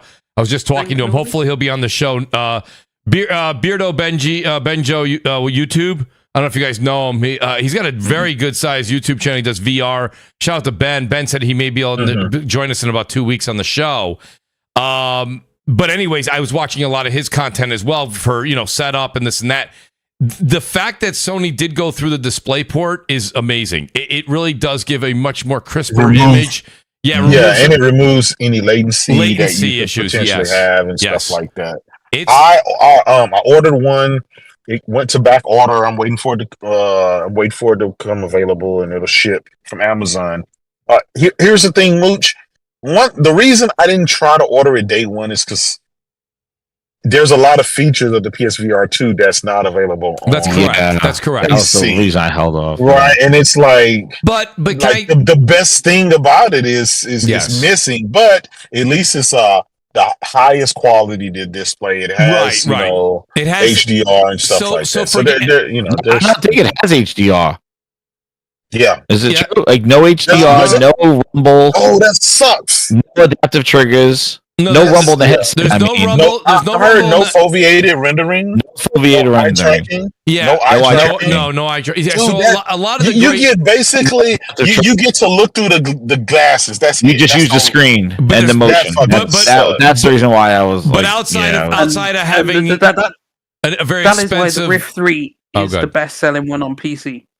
Well, yeah. I mean, so there's yes and no to that, right? Because I do think the OLED screens. I think the PSVR 2, and I think a lot of people that have done a lot of comparisons have said that they're very, very on point. And some people even said the PSVR 2 looked better, using Half-Life Alyx as an example. It's an OLED screen, yeah. It's a better for an OLED screen. I think that's where the sales pitch is for using on PC. The brightness of that screen, having an OLED panel for that price for $350 or whatever it was to get an OLED panel and also those controllers, like, you know, the fidelity and stuff like that. I think that's where a lot of people, because I saw some reviews of it too, and they're like, it looks incredible because that screen is such a great scrreen. Yeah, keep in mind, I got all of the VR headsets, so it's very comfortable. Plus, Mooch, I got talking about tech. I did the unboxing of the global cluster mod for the VR PSVR, and it's great. Wait a minute, what is that, Jez? I'll send you the link. It's a global. It's called globular global cluster. It's basically you just replace the headband, and you could put a sweatbands or cool gel bands on the front, and then on the back, instead of having that band that goes right under your skull and can give you those tension headaches, it's a oval that basically you could make it as tight as you can, and you won't get that pressure in the back. Really? And you can wear glasses. You can wear glasses on, and they have like 3 different headsets. But all you do is comes with a thing. You pop out the plastic piece that they have, and then you just snap in your own, and then you Velcro in 3 different types of things. It's called the globular global. I don't know globular cluster. How much is it? Cluster. It's from Amazon. It's like $50 now. Okay. The reason why I said about the Quest 3 would be more popular on PC is because it has all the features. The PSVR 2 is coming to it when a lot of the features are missing, right? Because it's maybe because the games don't support it yet. I don't know if it's the games or is it the drivers. I don't know. I think it's the games don't support it yet. I don't know if it's the know if it's the drivers, like it's disabled, or what if it's Sony's way of trying to get PC gamers to come to PS5. If you like these they've been saying. Wait till you see the full fat experience on the PS5. I don't know if it's a developer thing, or if it's the drivers. I mean, I've been very tempted, Death Singer. I've been very tempted to pick up a MetaQuest 3. But the thing about it's awesome. Is, I have that too. And Jez, I know you got it. Jay, you might even have it. I got it. The thing about it is I think you guys know me for years now. I've been saying this on the show as well. You're not a huge VR nutcase. You want to sit back on the couch. I know, Mooch. I've been listening to you for a long time. I love VR, Jez, but I don't love it to the point where I need to have 7 headsets. Crap Gamer was the VR fan. It wasn't you. Guy. Yeah, he's like, so I sit down and I don't know what my problem is, but you don't want to put that on your head with Mooch. I can regurgitate exactly how you talked about the VR. Then I don't want to wires stuck to me, and I want to come home. I want to sit on my couch, put on my TV. It's so true. Even now, I can't remember who I was listening to. There was somebody. Oh, shout out to BG. It was BG at Weapon Wheel. Shout out to Weapon Wheel podcast. I was listening to him. It was a week or two ago, and I think BG was saying because they were like, "How come you haven't talked about VR?" And he said something to the effect of, "Listen, I like VR, but he goes, it's the event." Preceding the headset, right? I've got to be in the moment, the mood. Yeah, you got to plug it in. I've got to, I got to be willing to stand up and want to. Like, I don't know about you guys. There's a handful of games that are out there that you can sit down and play, but there's other games I feel you just need to stand up And listen, I can't sit and walk. Like these games where you sit and move the controller up, I'm like, no, I got to be standing. I'll throw up. Like I can't sit and move my camera like a game, like a first person game. I worked just like you guys did, it, so I can maneuver around it. I played Beat Moss like that, Moss 2 and stuff like that. Was good sitting down. You can play Moss sitting down. You can also play the the roller coaster. Roller coaster. You should be sitting down for that. You want to sit for the roller coaster. Another reason why you want to play it on PC, Cyberpunk 2077 in VR. So I probably want to experience that, right? So Singer, that mod, there's a mods that turn those games into crazy mods though for that stuff. I watched it. That's the thing. That's why it's not the same. So here's my thing. It's not the same. No, it's not because it's modded. But it's a good experience from everything. I saw somebody streaming it. It might have. It's a nice tinker. See, here's the thing about PC, right? You can try all these things, and they're very cool to try. But if you have a game that's built natively to take advantage, I was just going to say that premium experience.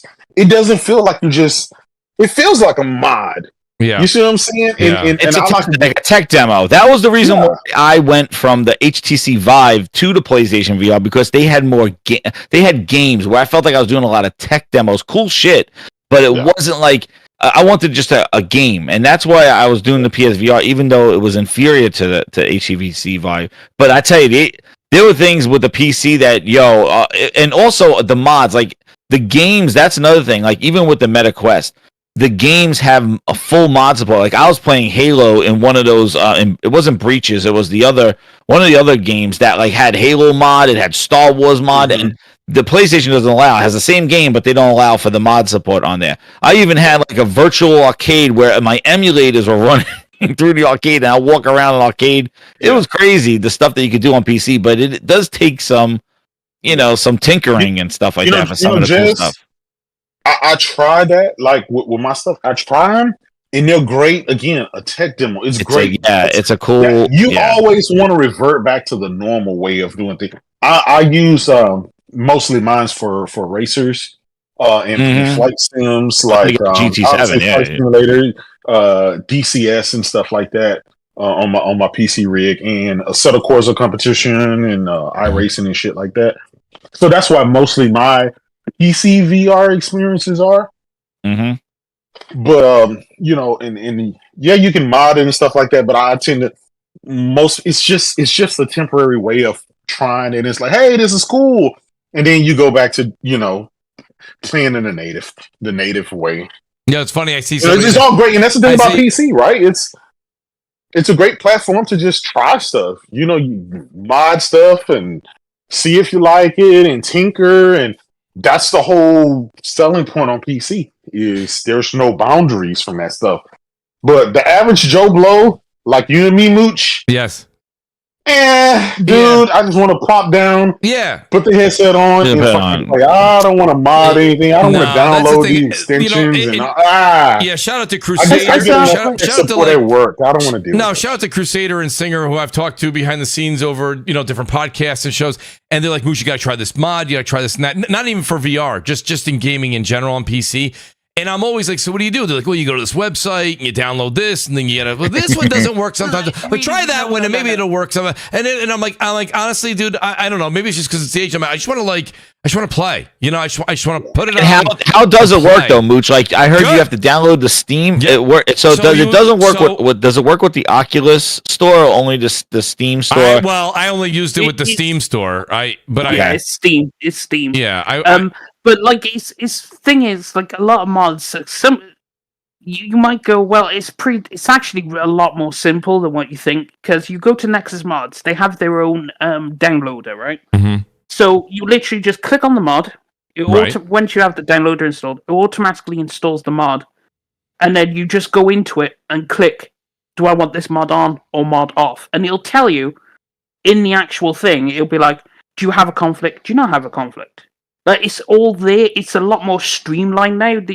It's like one click to download, one click to open it, one click to turn it on, the mod on, and then boot up the game. So it's when you say you turn, probably 5 clicks. That's fine. To download the mod, that's not a big deal. But when you say turn it on, do you turn it on in the game? In the mod manager. Oh, in mod manager. Because all the mods go into the mod manager. Okay.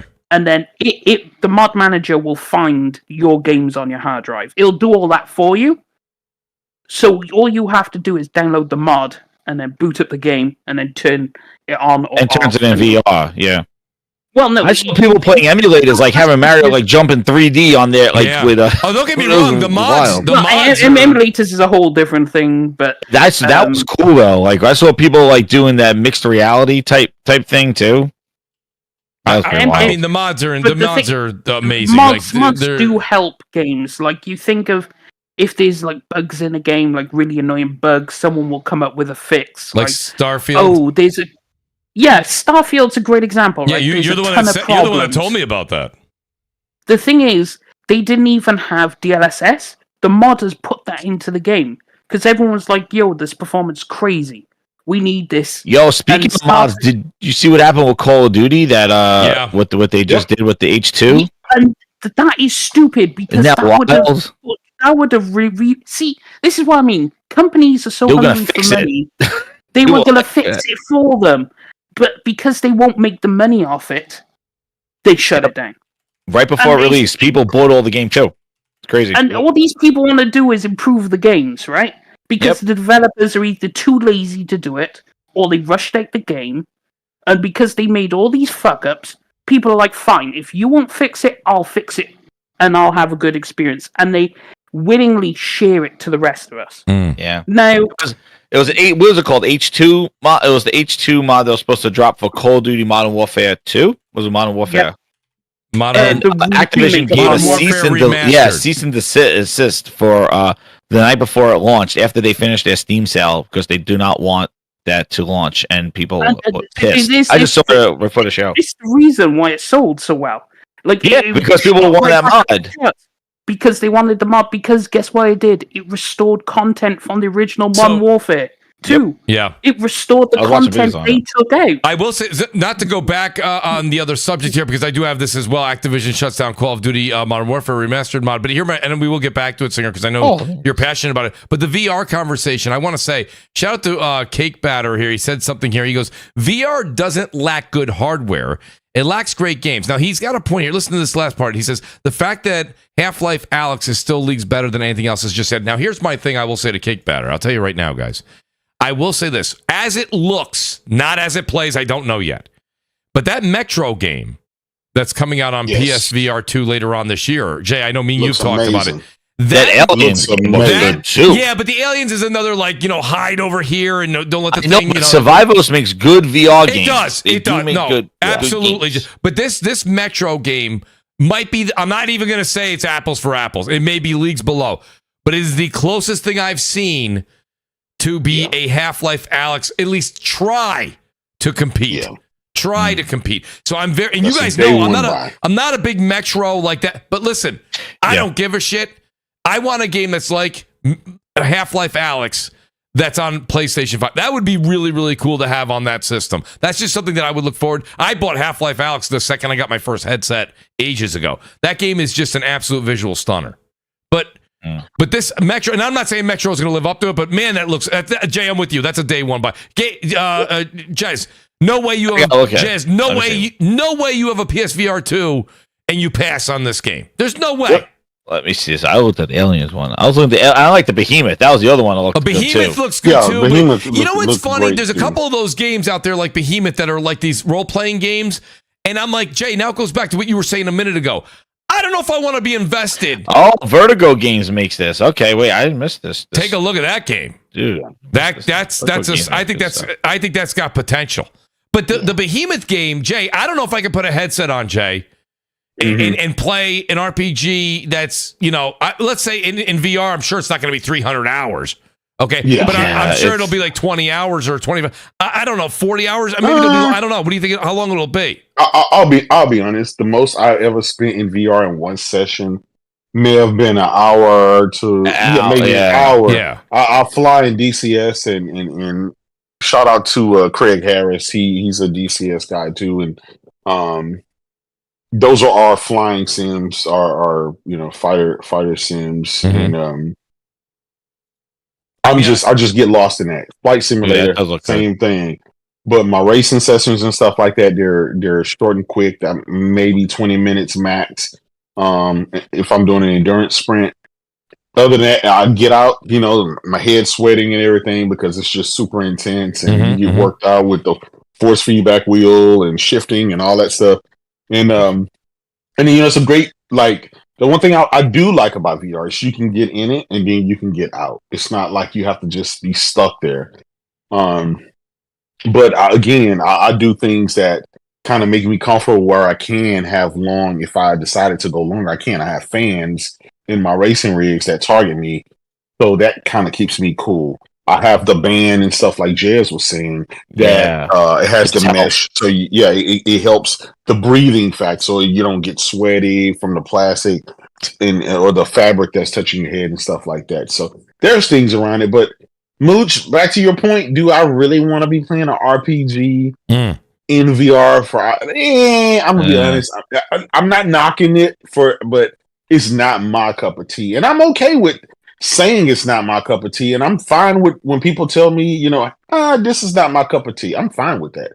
I'll try anything. That's right. But some things are just not for me. I just think the scale of that thing was going to be pretty crazy. Like seeing those, I can't imagine like them stepping on you. Yeah.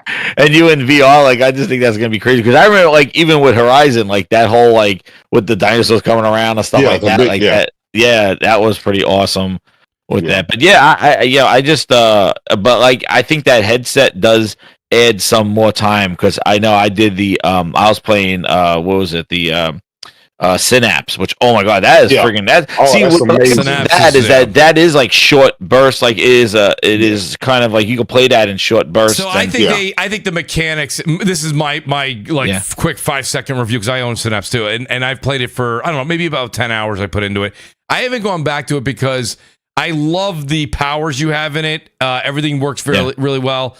I don't know, the whole like you ever see that movie Ghost that came out in the 80s with Patrick Swayze? Yeah. I mean, it's like those evil demons are like the enemies, and they're all over the place, and it's like it's like finish the round faster than the last time I did it, and it's repetitive. I don't know, the repetitiveness did get like after a while. I'm like, when you it's one of those rogue ones where you go 5 levels in, then you start the beginning again. So all over again. And it is discouraging when you're in VR. Like that's the thing, like when you're in that headset you want to be like progressing, and I was feeling the same way with The Walking Dead, where I thought that was awesome, but that's similar structure, like a rogue type where you go you do stuff and then like you have to get back before it gets nighttime, and it's just like it's a lot of tense and a lot of game mechanics that you're trying to juggle while being physically in the stuff, fighting, stabbing.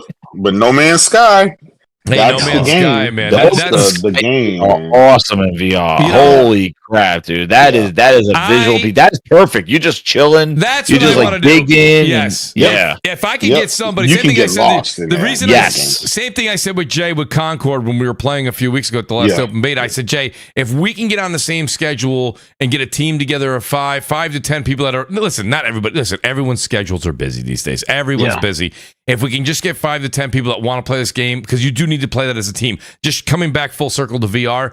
Take like a No Man's Sky. I would love to start that game from the beginning in a VR with because now you can play with a friend and you go because that game. And the friend doesn't have to be in VR. I played with Frogs. Frogs was not in VR. He was just playing regular.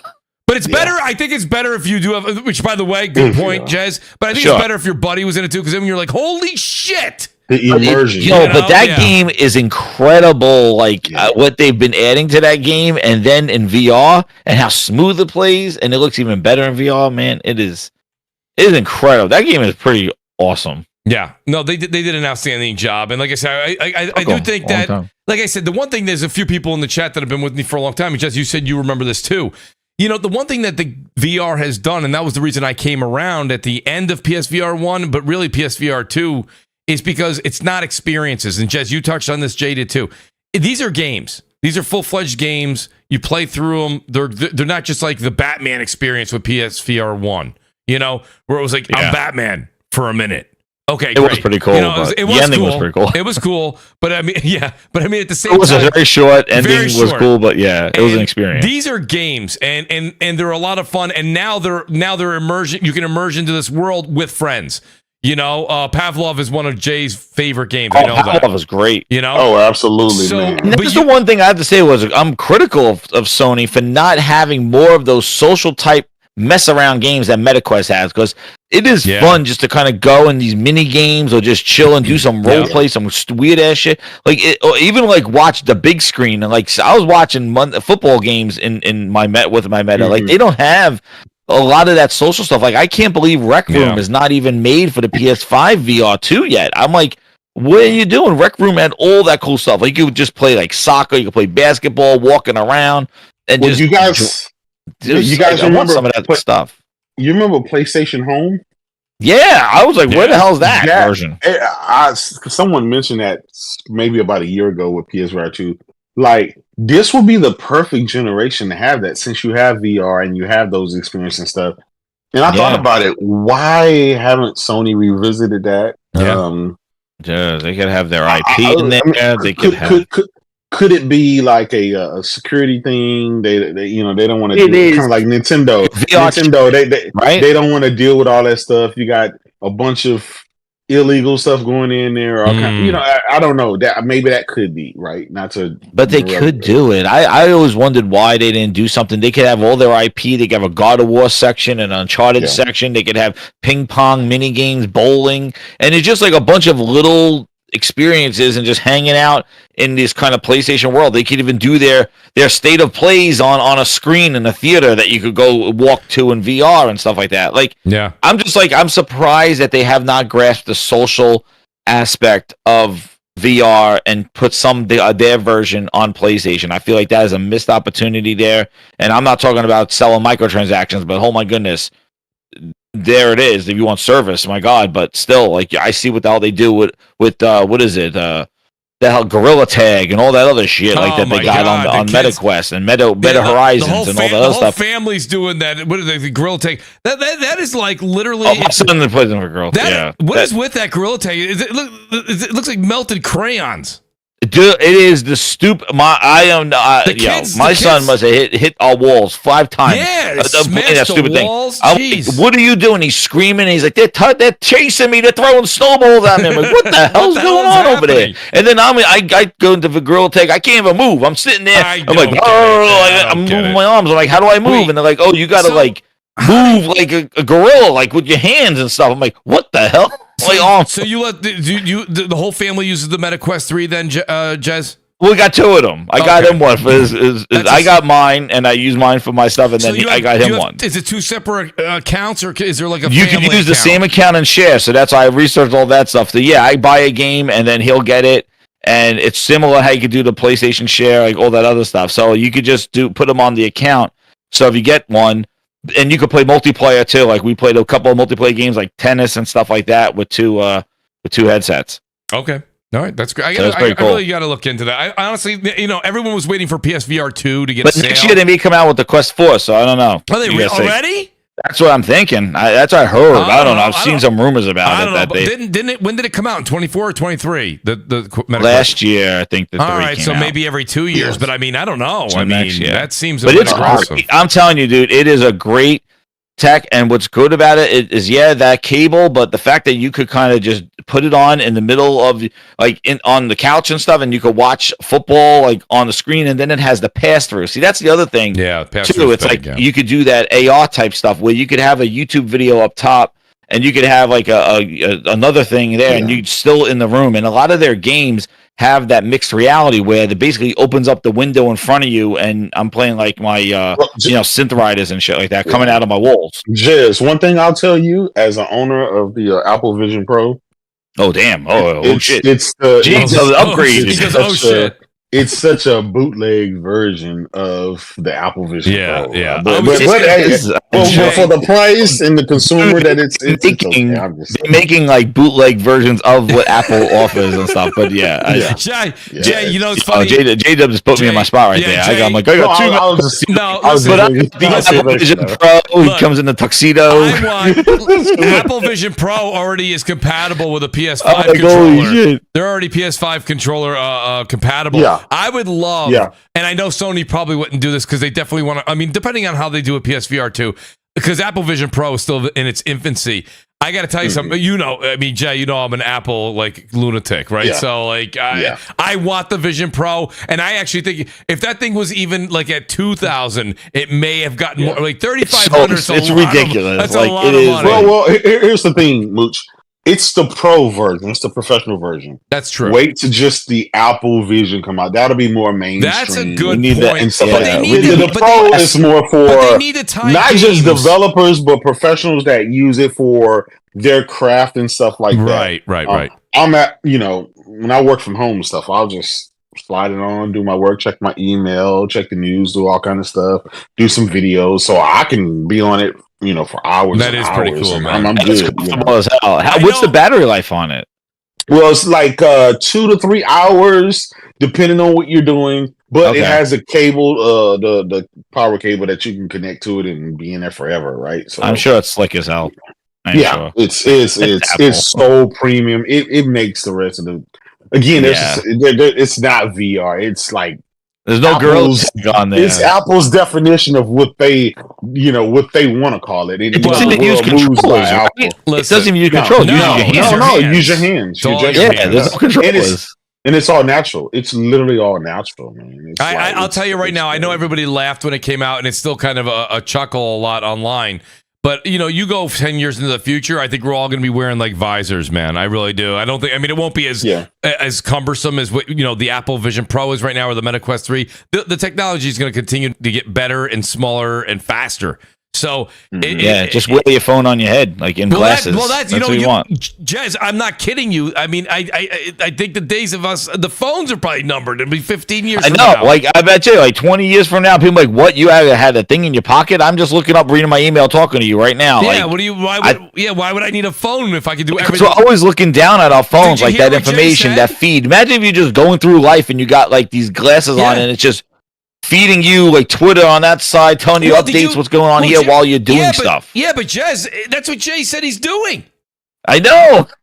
Jay, in the future, come back. Jay, come back home.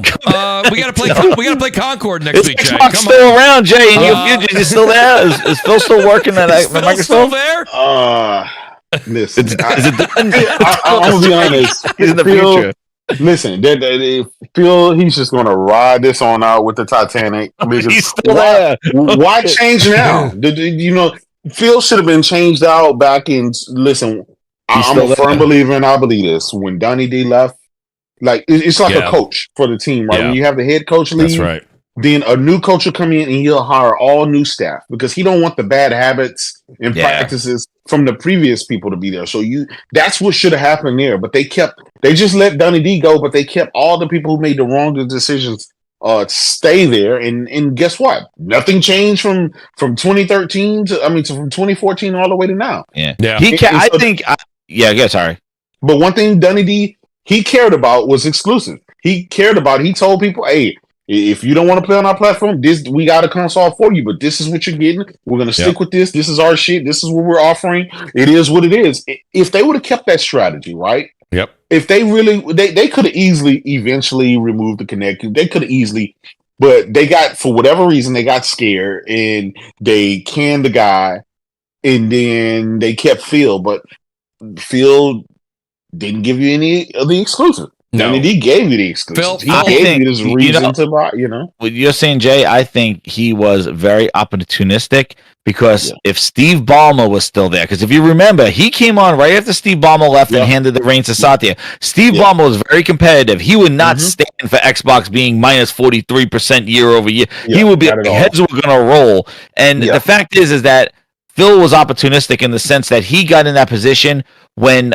Balmer got out and Satya was in there, and Satya had no clue about this stuff, and Phil was a smooth talker, and Satya just said, "Well, you know the gaming. I don't know what's going on over there, but Phil, do what you do." And he was like loved by the fans, and everybody's like, "This is the right choice." So I think that's what got him there, because I think if Balmer was still there and Donnie D left and Phil came in there, Balmer would have roasted Phil. He'd be like, "Yo," once he dropped the price and took out Connect and there was no growth, he would have said, Phil would go on somebody else, or we cancel this whole program.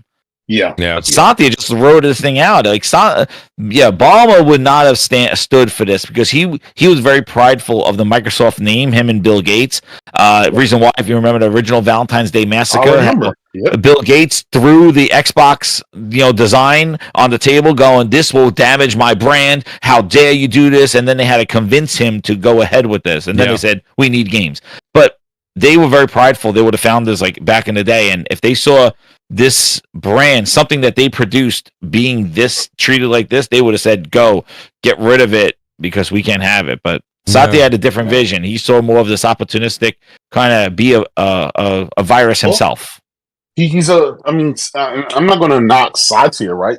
Satya, he saw a different approach. Microsoft has more growth under Satya than any CEO ever, because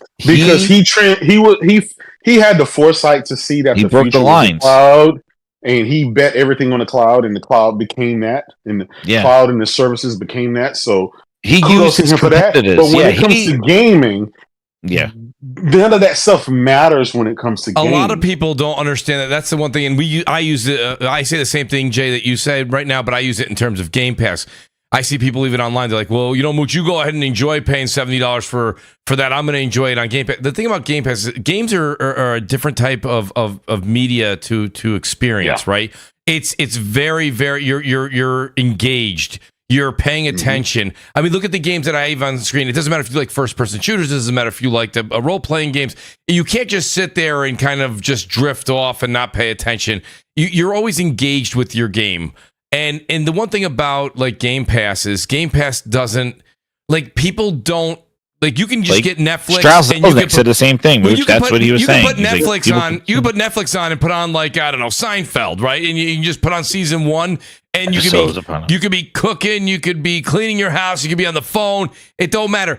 People don't want to pay necessarily $20 a month, for an unlimited amount of games that maybe a lot of them you don't even want to play. And are you gonna be engaged with all of them? And I don't. It's a different type of entertainment media, and I don't think just because it works for movies and TV doesn't mean it works for games. And that's what you're saying. Just because cloud works very, very well with servers across a lot of different businesses in the United States and the world.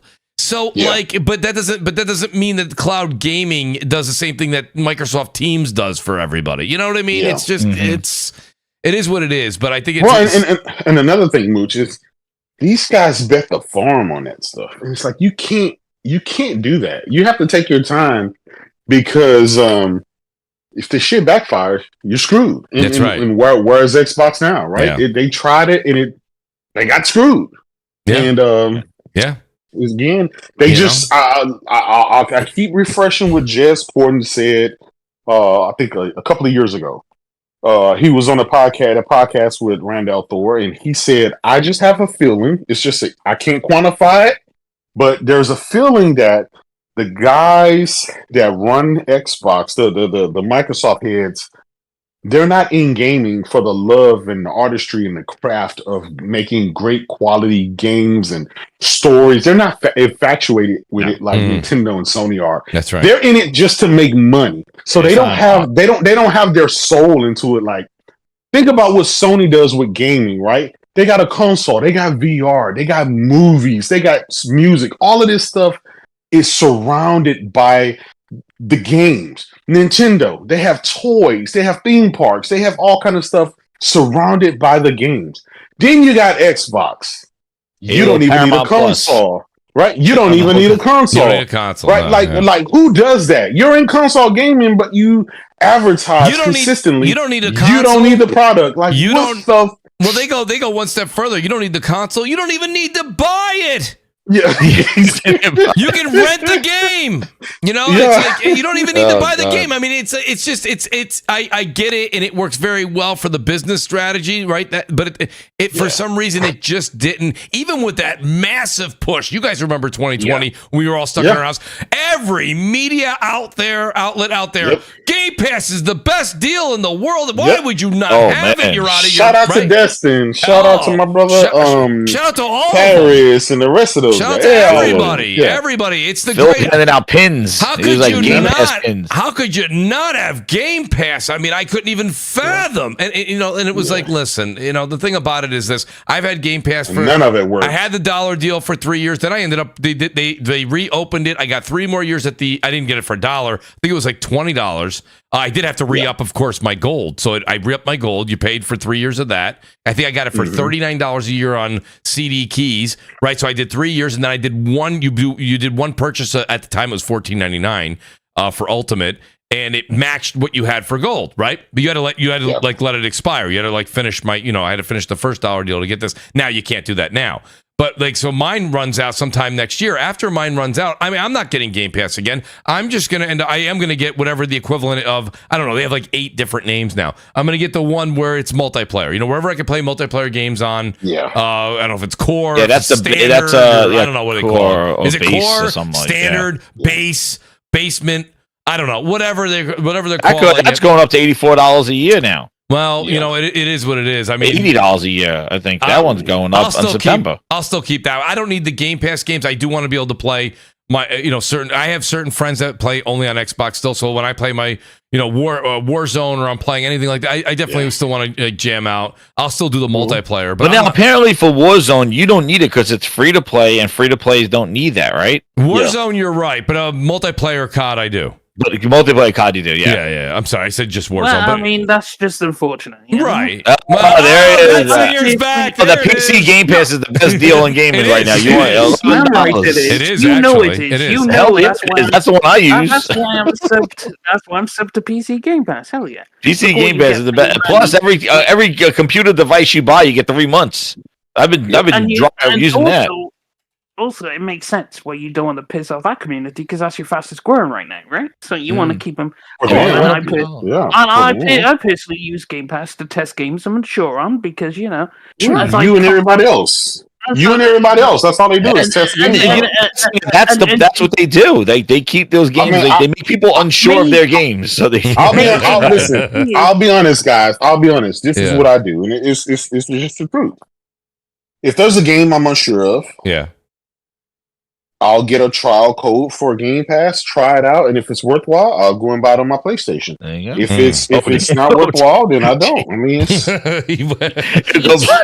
nobody. That's literally nobody saw. Did anybody? Here's the other crazy thing is, I get to play Ubisoft games exclusively through service because there's no way I'm giving them 100 for the deluxe edition. They can go suck it. I agree with you. Oh man, but never go through. When Shadows comes out, as I said before, I'll pay the $15. I'll get the Ultimate Edition. Yep. I'll play and beat the game within the month. Hit that unsubscribe button. Thank you very much, Ubisoft. Absolutely. Absolutely. But the thing with Game Pass is I don't even buy through there because you try the game, like Dragon Quest XI, right? Mm-hmm. When that came out on Game Pass, I was like, I'll try it. Loved it, and then I was like, okay, cool. Let me stop. Let me uninstall. And then I didn't go to Steam because CD Keys was having a sale and it was 80% off. So I picked it up for like 10 or whatever. Oh, wow. Okay. And then I beat the game on Steam. And then I was like, see, look at that. That's nice. So that's the other problem, though, is that their games, whatever they have tied into their Windows files, the games from their store do not run as good as the Steam version. The Steam version seems to run better. Yeah, which is another. You make the operating system. Fundamental problem with the store. You make the operating system. You make the store. It doesn't work, and it doesn't have some of the things that the Steam one has. Like just buy it on Steam. It's the weirdest thing. How they mess that up. Microsoft is a software company with the shitty software or no software. Worst. Yeah. Right? And it's just, I just don't understand it. Why in 2024, right, with all this talk of handhelds, why haven't they created a mobile version of a Windows GUI that would fit all of these mobile gaming devices, such as the Steam Deck and the ROG Ally. Why are we now just saying, well, yeah, we're going to get into this and we're going to do this? Dude, you know how long this takes to create an operating system? Why can't they were promoting the Asus ROG Ally when it came out. Like the Xbox marketing was there with it and had the show, the reveal. And what's crazy too is that J-Dub, look at their traction with tablets and touchscreens. They make the Surface device. They GIMP sucks on Windows. Like, you remember Surface RT? They try to create a Windows Lite version of that was the worst. Yeah. Mooch, you know what was hilarious? You don't remember last week or the week before on the show? Yes. I was saying about how them making the handheld would actually work compared to something like the ROG Ally. Because you know what's hilarious? I went to my friends at work and I was like, hey, yo, so you know who Asus is, right? They make who is Asus? And they're like, oh, that's the people that make monitors. Right. I was like, so you don't know they make a handheld then? No. No, when did they do that? They have no idea. No. That's the problem Asus run into. People know them, particularly in the PC space, but if you ask the regular gamer who plays Fortnite, who is Asus, they'll be like, I don't fucking know. But if Xbox make an actual official handheld, I know what Xbox is. So that's why I'm saying it would probably do fine on its own because I tested it. Like, do you know what Xbox is? Yes. Do you know what Asus is? The monitor company. There's, Yeah, but I mean, at the end of the day, don't get me wrong. And even though the Portal, even though we said it on this show before it came out, I said the Portal will do very well, especially at the $199 price point. It's the number one. It's the number one accessory, handheld, right? Yeah. But at the same time, I will say this, just to play devil's advocate against myself. If I walked up to somebody and I was like, "Hey, do you know what a PlayStation is?" They go, "Oh yeah, I know what a PlayStation is." Do you know what a Portal is? The big what? You know what I mean? Like, so I don't know that your 1-for-1 works there, especially, and now you're in a situation where, especially this generation, Xbox is even less in less homes than it ever has been. So I don't know. On the store shelf, if you put them next to each other, like people, the I'm not saying you're wrong, Singer. I'm not saying you're wrong. The big Xbox logo on it that people go, oh, that's an Xbox handheld. Okay, cool. Can I say this? I want to say this one thing. This is very unfortunate that I have to say this, but Xbox is no longer the popularity king that it once was back in the day. It is not. It's very unpopular. Matter of fact, Microsoft would probably do better by distancing themselves from that name and starting from scratch with something else, such as a Windows gaming or something like that. They've already done Windows gaming and it failed. Well, I know that. I'm just saying that there's just something about the Xbox name. Maybe it was just so tarnished from last generation. It's just a sour taste in a lot of people's mouths, most gamers, and it's just a very unpopular brand. In 2024, it is. Yeah, and the biggest problem, Game Pass has been a thing for 7 years now, and you still got people don't know what the hell fucking Game Pass. But the thing is, the problem they're gonna have is this: like, if people want a mobile device, it's the Switch 2. It got the games, and it's their portable device. This has got to be the worst time for Microsoft to talking portables. They should have had that back with the 360 going to the Xbox One talking portables. Yeah. Now that the Switch is remember the X-Boy? Remember the talk about X-Boy? Yes, I remember that, dude. They were teasing. They were talking that like people wanted that stuff back then. This has got to be the worst time for Microsoft to be talking portable. No, it's not. Nah, Xbox is a dying brand. Why would it be the best time? You got the Switch 2 out. You got Steam Decks and an OLED coming out, and then you got next one, Asus. You got all this competition, and then they're going to come out. Back then, there was nothing. It's still saturated. The thing is, though, you'd want to because the handheld market is massively growing. But the handheld market is based off of what? PC games and Nintendo games, not Xbox games. So why would you show up? What do you do different? I want to Steam. But then again, I could flick this back around to the Concord thing. You don't have to be number 1, number 2. You could be number 6 in the handheld, but so long as you're profitable. Well, here's the hardware now. Jez is right? Like for Xbox, clearly it's for according to Satya, it's like this dude is about money. He's not trying to be just another, just to be existing. He wants money. If it needs to make money for it to be viable. He doesn't want to try anything. He doesn't want to chance anything. That's just where Xbox is right now. So But you if got to he kind of have to sees take the- that if up he- with. But the thing is, if they are planning on it, he must have known and greenlit it, and he must have seen that this market is growing exponentially. But So- this is all he probably hearsay, wants right? to piece Nobody. Yeah, We don't know. It's just Right, been right. he's talking Yeah. about it, yeah. Yeah, But it's all unless they hearsay. subsidize it because they're Microsoft and they build the operating system and stuff, and they make theirs native like at $400 when a Steam Deck, lower than a Steam Deck or something like that. But I'm just saying that there's so much competition now, and it's not blowing up as to say like it's selling, but it's like 3 million, 4 million, like it's not like taking over 60 something million, 70 million. Mobile PCs sold. Like it's not the Steam Deck's not selling like that. It's still a small audience. I think it may be even smaller than VR, maybe as big as VR. Who the hell knows? But it's a small audience, and you got so much competition. Microsoft's gonna have to, and they're coming in later. They're gonna have to differentiate themselves. And I don't know how they do that when they got PC out there. The Steam Deck is doing what it's doing, and then the Switch 2 on top of that. Like, yeah. I just don't think it. Good luck to them. That's all I'm saying.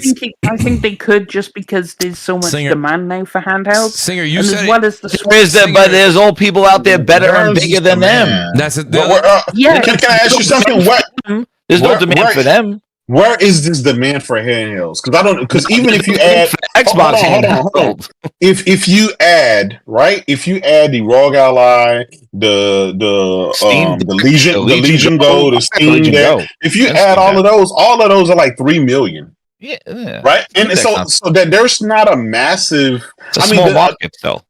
Being honest, I really wish Sony would share the numbers of the portals that they sold, but I would wager to think that the portal can't be too far off from that. Yeah, and those things been out way ahead of time. So I'm just saying, where is this massive need for Asia, China in particular? Yeah, but most of those guys they use a cell phone, and not just that. A lot of they don't really mobile game because. But Xbox doesn't do well. Xbox as a whole doesn't do well in Asia anyway. Well, but like what you want is a piece of that because, as they said, it's going from 15 billion now to 35 to nearly 40 billion by 2030 in the handheld gaming space. Now that is a huge jump from now to then, and you probably want a piece of that pie. And if Microsoft's about the money, they're probably already crunching the numbers going, is it worth us going into this market? They might not, but they might go, hey, what would they benefit? If they're about money, why would they waste time developing something that's already out there where they slap their operating system on an Ally and on a Legion Go, and they're doing exactly what Satya wants, more with less. We don't have to make any hardware. We just put our software there and make on the services. Like, why would they spend all this research and development to try to make a portable device and another console-like thing to sell when now you're losing money on this? What is it going to do different? The more and more you talk about it, the more I think Microsoft wants out of the hardware business. Maybe it's easier. Their hardware is minus 47%. What do you think this is going to be in a small market? In the place where handheld is in demand, consoles not so much, like the typical home console, right? Would you be more willing to buy a handheld Xbox? Because we know the console is doing fuck all over there, right? Right. So, but what is a handheld Xbox? I mean, is it a Windows computer, like it has Steam and stuff on it, or is it just run Xbox? It has the Xbox operating system on it. All right, so it doesn't do Steam. OS of the Xbox. No, it has the Xbox operating system on it. Like when you turn on your Xbox. Yeah, so that means games built for. So it's another tier. So it'll be something middle of the S and the X, like another console like that. Gone. This is the replacement for the S. Like the S they're not going to do that two console thing again. What people are thinking, this is what they're thinking. I don't know if it's true or not. You don't do a two console, you just do a home console and then a handheld, right? which makes more sense because you're hitting two different markets. Whereas if you that's have the an next S, gen, the next gen will be like where you have an S and an X, that doesn't really make sense because they're both competing in the same market for the same TV. Okay. Yeah, for the same TV, where a handheld isn't competing for your TV. So that's the plan. So you're thinking. So that's what the rumor was. That's saying that they're going to be. It's going to be like an X and then a handheld. Yes, right, and that's probably the route they'd go. And that would make more sense than the S and the X. That would make more sense. It would, right? Because the market's growing. That's why I think if they're going into it, they probably already gone. Well, we want a piece of that pie. Now, in no world, does that $500 and $400. Well, don't forget, this film wants to play natively on the go. Like the thing is, there is no world in which they come anywhere. Any of these companies come close to what the Switch is doing. It's in a league of its own. Yeah, right. But if you can get 5 million, 10 million people, well, don't forget maximum at what you guys are saying. The same rumors are out there existing that PlayStation is working on something that would give Portal 2 type. Well, no, they're looking. I heard an they were actual looking handheld, for a successor to the Vita. That would be the same thing. So when PS6 comes out, you'd also be able to get something that has the ability and the visuals of almost what a PS4 Pro almost would look like. Right. And see, if the rumors are true, PlayStation's getting into it. They're seeing the growth over there as well. And PlayStation's like, okay, we lost Japan to Nintendo, right? That's just a fact. Nintendo Switch is just handheld is big in Asia at the moment. It just is what it is. So PlayStation probably like, well, it's growing. We can get a piece of that. So Xbox probably is doing the same thing. We can get a piece of that market. Now you're not going to take away from the Switch or anything. No. But the Switch, it sold 140 million. The market's way bigger than that. Like they're not even hitting the entire market.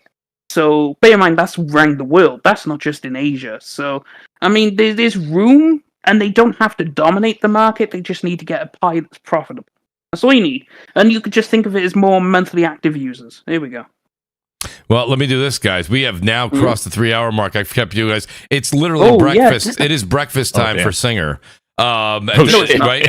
No, it's not breakfast time. No, it's only 3 a.m. It's only 3 a.m. It depends. If I was up till 3 a.m., I'd be going to a diner right now. I got to tell you, listen, maybe it's me and Jez might have to order a second pizza. I don't know about you, Jez, but I've been sipping on amaretto. Oh, see, now that you're a smart man, I have not. I'm going to actually go and I'm going to go and have an adult beverage right after the show. We're talking to Mooch tonight, man. I got to get the amaretto out. This is great, dude. I listen, what an outstanding show. I'm not going to lie to you. Look, I love every week of Crossfire, but tonight was just there's times it's like a maestro. You know what I mean? You guys were it was like a harmony of folks with different opinions.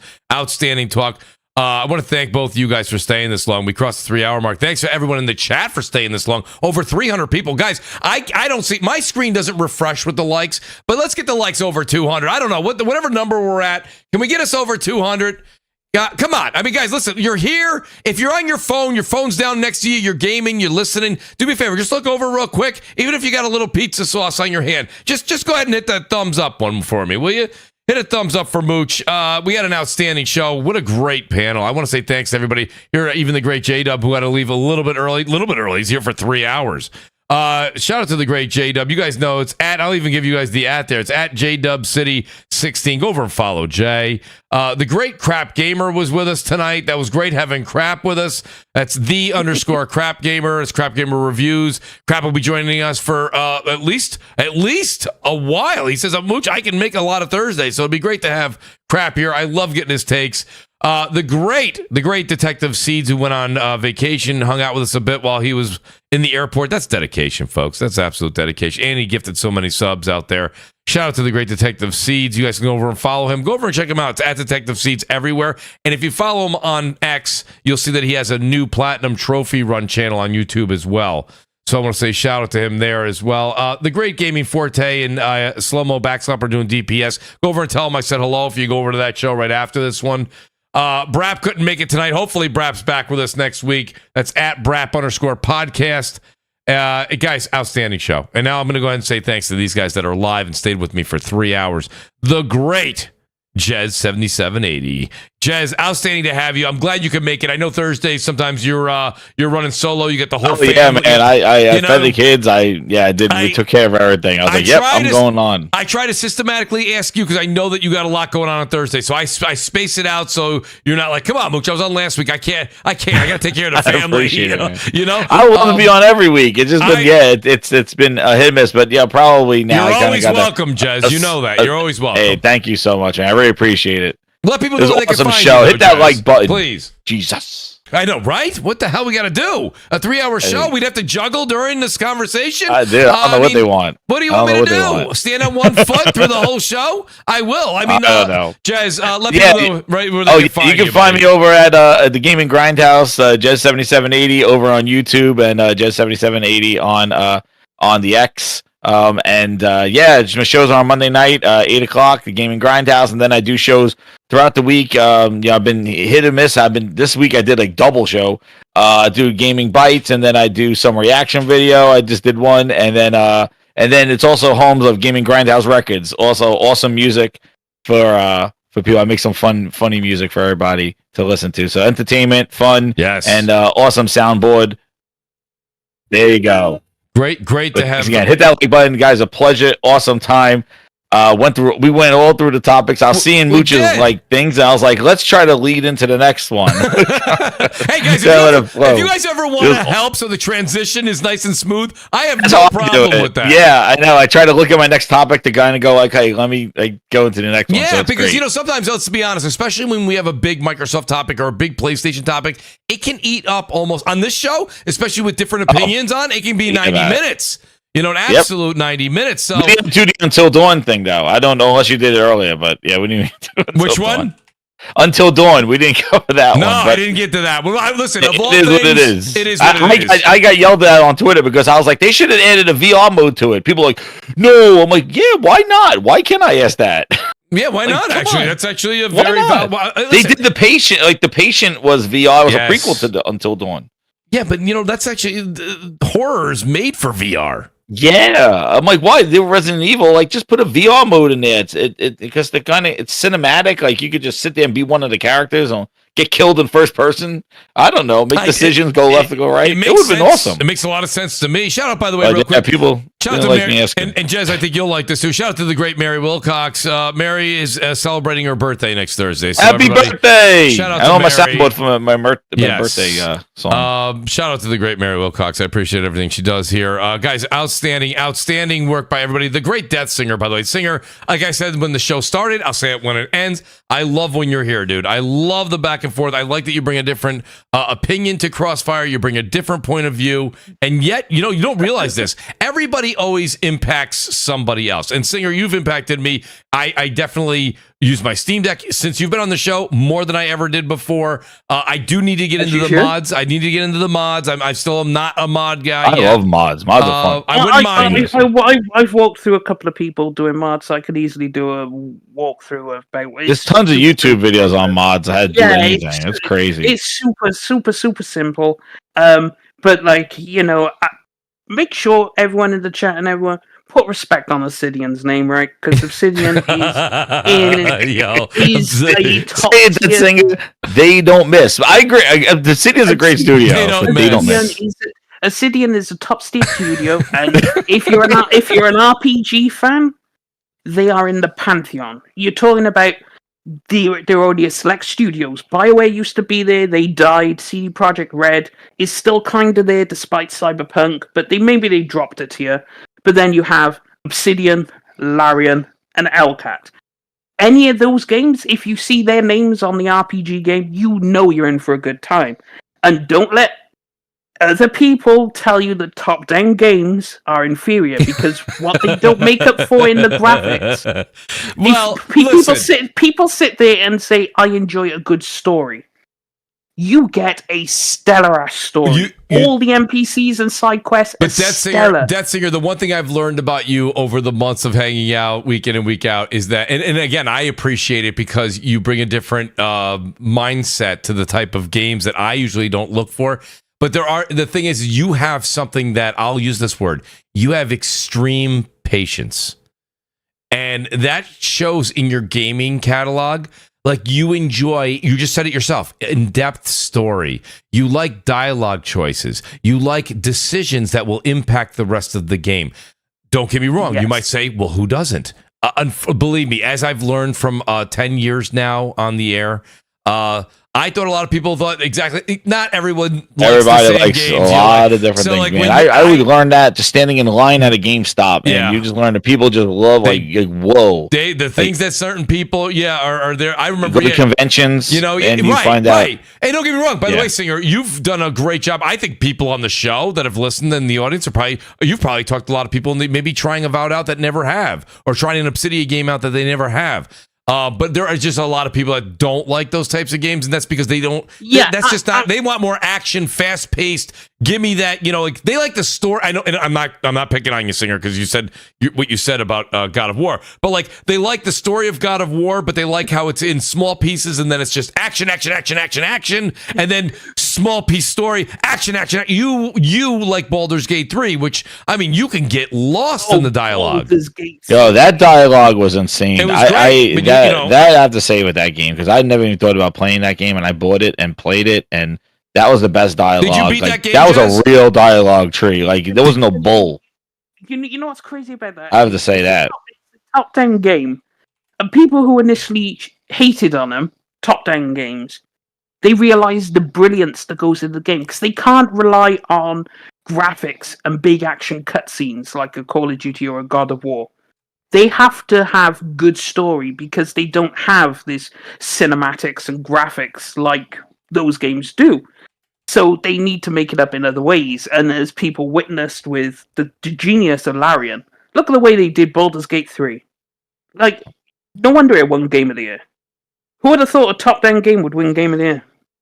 But hey, here we are, Yeah. Honestly, I really do. That is an amazing. But like I say, everyone's got their different. That's why there's so many different genres, different types of games. But Singer, honestly, let people know where they can find you. And thanks so much for being here, as you are every week, and I truly appreciate it. I am always available. I appreciate Just hit me up on X, and I'll be there because I love bringing the counter topics and do. Get heated arguments with people about Obsidian games. Yep, I'll do that. I mean, but you won't find the cap, because if I say like. The cap, I stay true to myself. Like when I say I don't like third-person action-adventure games, guess what? I didn't play Hellblade because Hellblade is exactly that, and I absolutely hate it. Garbage. Yes. Anyway, that's a different content. You can find me at Death Singer everywhere, especially on Steam, modding games, more than likely. If you see me booting up a game 6 times, that's because a mod is breaking the game or crashing it or something. That does happen with mods. Mm-hmm. Like you'll beware of that, Mooch. Sometimes you put on a mod, you boot it up, and the game just crashes, and you're like, "Well, shit." So that'll happen. You'll figure it out. You use the term. I'm still. If you'll notice on the show, I'll say, "Hey, you guys can find me at Mooch TV." On Twitter, and then I say also known as X. But you say X as it's so matter of fact now, and I guess maybe now it is enough time that's gone by that people are now saying it on X. I think people miss Twitter, and they miss saying Twitter. I do miss Twitter. I do too. Oh, yeah. I do too. It was just a much easier way to interpret. Like X just it sounds like I haven't finished the sentence. There's so many X's now. Yeah, it's like you can find me on X, and people are like, X what? Oh, Twitter. Yeah. Okay, great. So yeah, guys, outstanding to have you both here, especially this long. Guys, thanks to everybody in the panel. Mash, thank you so much for the gifted subs. I see Mash is still here. Mash, don't work too hard. You're back from your vacation. Guys, we will talk to you. I'm not sure. I'm going to try and get a Crossfire in next week. You know me. I try to always do it on Thursdays. I have an event next Thursday. If it's not Thursday, I may have to do something maybe Saturday afternoon. It'll be an impromptu, but you guys will know. I'll be advertising it all week. And then after that, we are Thursday all the way through the holiday. It's just one more thing that's going on this August, and I'll be ready for the September holiday season. That way, on the way out, guys, please hit that like button. Please, guys, hit the subscribe button if you haven't yet. And we'll see you guys next week. Peace out and good night, everybody. Love you, chat.